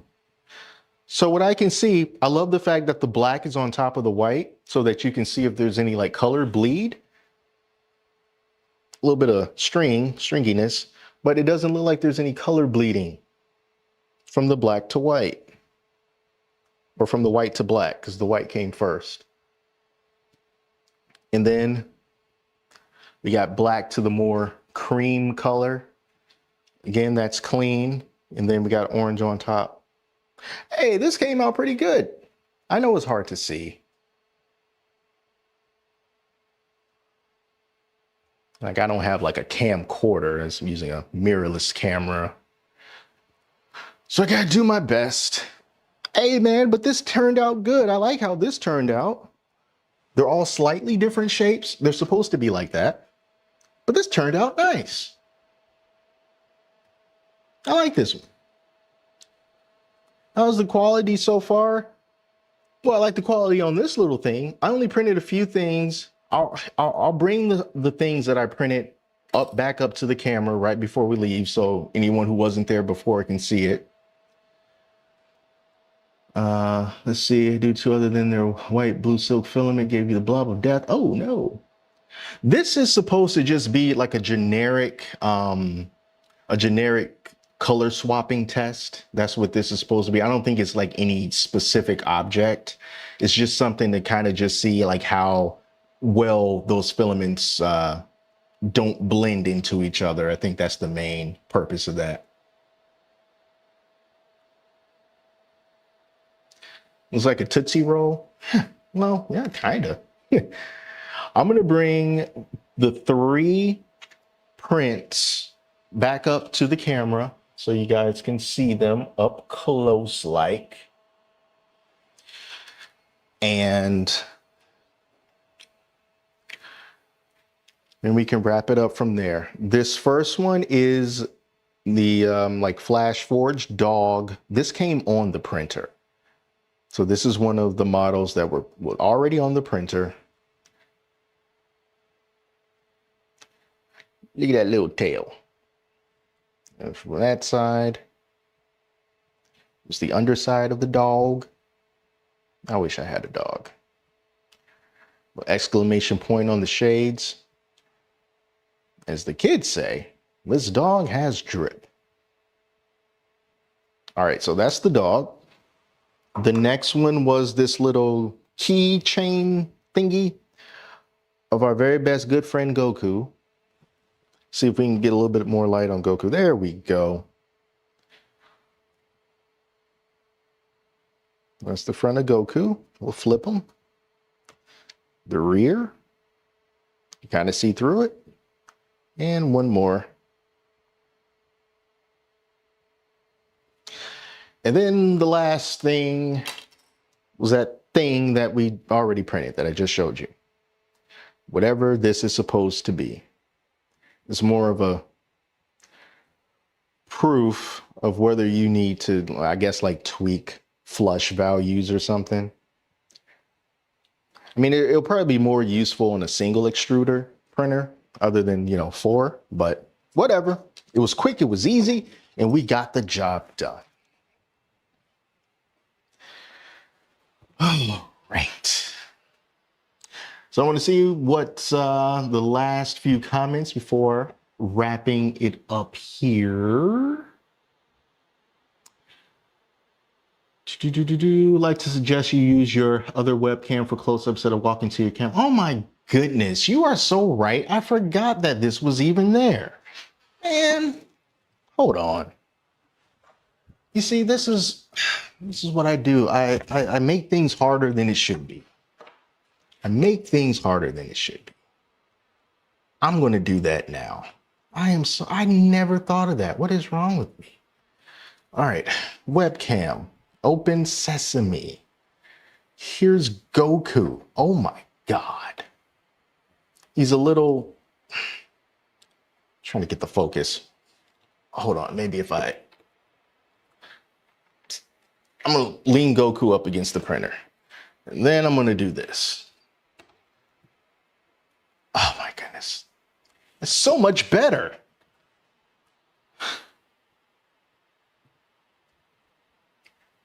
I need to thank you with your name. Who said that?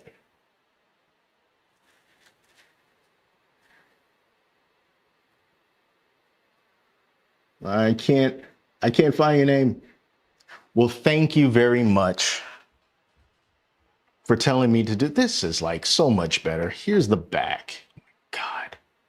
I guess since I'm so used to doing this in like videos that I, record and edit, that it just carries over. All right, that's the back of Goku. Now here's the Flashforge dog.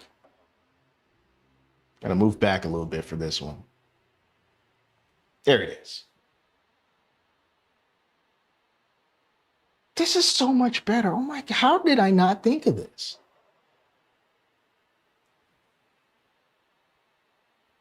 And the fact that you even knew that there was a webcam here means that you've been around for a minute, because I really haven't been using it all that much. And now the underside of the dog. It's a little blurry, but there we go. That's better. Then we can see what the heck this thing was supposed to be. Still a little bit. Yeah. There we go. Sweet. Once again, thank you. Thank you for showing me the way. And I'm supposed to be the YouTuber. All right. I'm gonna go back up and fill some of these questions here. The user handheld camera. John Robinson, you are a smart person. Thank you for suggesting that. What the dog doing? Aura farming. That's what the dog is doing. Time length for those prints. The dog was about 3.5 hours. Goku was maybe like 18, 19 minutes. And then this thing here was probably like 9 or 10. A little small conical thing that was like 9 or 10 minutes. Does Flashforge typically allow for printer routing and open source options? I don't know if allowed is the word, but more like can't do much to prevent it. So, you know, people have made alternate firmwares for the Adventure 5M, maybe even the 85X. And if they care enough to go through with it, they can do the same thing for this printer. So it's possible. It seems like it shakes a lot. Is the frame metal under the plastic? I don't know if it's a metal frame or not. I'm not going to say yes because I don't know. Magnets cannot stick to this, and the feet on the bottom are like hollowed out circles that are kind of like hula feet. And that would, you know, explain why it shakes as much as it does. Do you see there being any way to swap a color mid-print? There is an option to do that. I haven't tried it, but you can, just like on the older printers, go into the settings while a print is still going on in order to do that. Now, because you have to swap the filament out manually, you have to cut the filament manually. If you know that you're going to be done with one type of filament, you can just manually cut it and then load the other one in, and the printer won't know that you did that. So I need to try that, but it seems simple enough.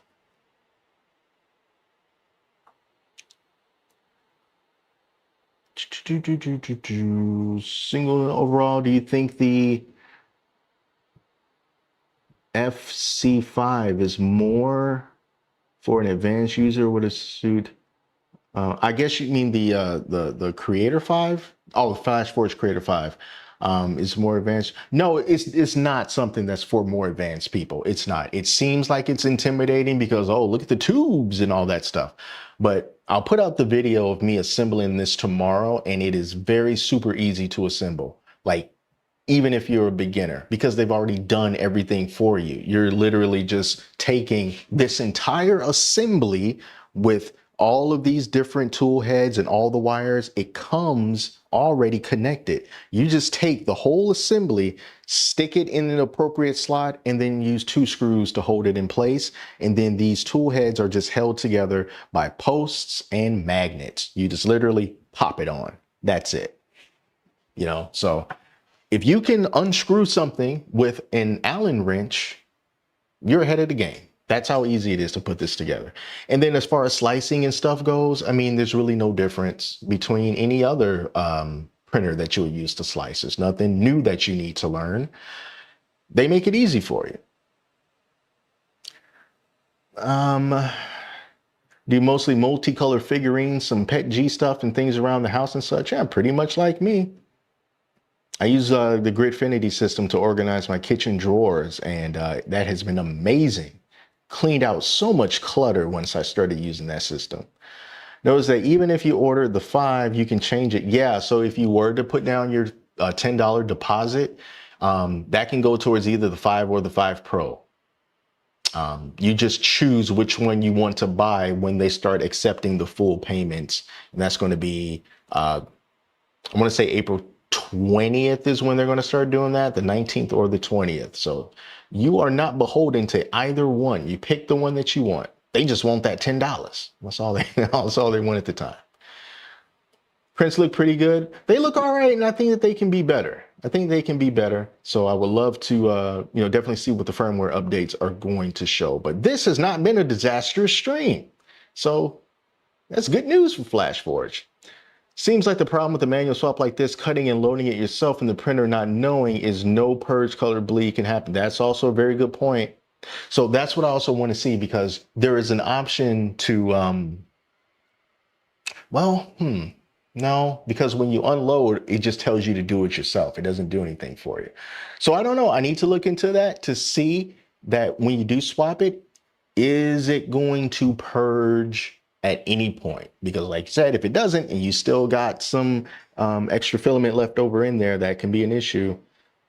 I wish I brought out my notebook. I would have written that down, but that would make for a good topic and a good video. You're very welcome. Had fun showcasing this. Awesome. How does this compare to Snapmaker? At the time, with just these 3 prints that I've made so far, how it compares to Snapmaker. All right, we'll say this. This printer is a lot easier and a lot faster to assemble than the Snapmaker. And there's less chance of you messing something up and having to kind of troubleshoot a little bit, like you could do with the Snapmaker, because, they made it so that everything kind of snaps into place, ironically, for the Creator 5. The Creator 5 is also more ergonomically pleasant in that you can move it around and lift it a lot more easily and without worrying too much about losing your grip and dropping it. The Snapmaker is more awkward to carry. The side panels on the Snapmaker, they feel more hollow, like you can bend them in if you really wanted to. This one here, it's more solid. I don't know what's under here. It might be a metal frame, I don't know. But this just feels like it was built more to be functional, whereas this one feels like it was built to be more cooler looking than actual, like functional in the way that it is shaped and everything. But as far as what actually matters, as far as the printing goes, so far, based on what I've seen, I think the Snapmaker makes better looking prints right out of the box, but I need to do more with larger prints so that I can see what the true difference is, but I'm still giving the edge to the Snapmaker so far. Snapmaker's biggest weakness, in my opinion, is software as it relates to the slicer communicating with the printer when you are over the cloud and not when you are over LAN. I have had a little bit of problems with LAN, but not nearly as much when I try to go through the cloud. I think a really good move would just be to rely on Orca Slicer and not Snapmaker Orca, but we'll see how that turns out. But they've been diligent in updating this printer and adding more features to it, and they're still doing it. I think a new update just dropped today, actually. So Snapmaker is definitely not resting on its laurels. It's put a lot of companies on notice, and Flashforge still has to catch up to what Snapmaker has managed to do so far. That was very long-winded, but I hope that answered your question. Does the creator do a poop purge at the start of each new print on all 4 colors, or only when a new filament is introduced? Both. You can choose to have it calibrate if you want at the beginning of each print. If you do, it will purge 0.9 grams of filament from each nozzle. From what I've seen, you can't tell it to only calibrate the first one and not the other 3. It's going to do all 4, and it's going to purge nearly a gram of filament each time. Now, even if you tell it to not do that, it still purges not as much, but it still purges 0.1 grams of filament from each reel. And I don't know why it does that. That's something I need to ask, but that is the answer to the question. I dislike how you can see the first few layers on the print on SnapMaker. That frame is too thick on top of the SnapMaker. Thanks for the 3.5 hour. Wow, it's really been 3.5 hour. Whew. You decided on the 5 Pro. Awesome. I hope it does great for you. And with that, I am going to wrap it up. So if you want to come back, be sure to subscribe. Tomorrow, I'll put out the video that has the unboxing and the assembly process. And that video is like 10 minutes long. And then I'll just continue to make other videos about little subjects about this as well. So if you see those other videos and you want to see something else and featured in another video, you can just leave a comment. I'll read it. I'll write it down. I'll do my best to, actually put it out. But that's going to do it for now. Thank you all for watching this stream, and I will see you soon in the video tomorrow. Take care. 5M and an 85X. Awesome. All right. Take care, everybody.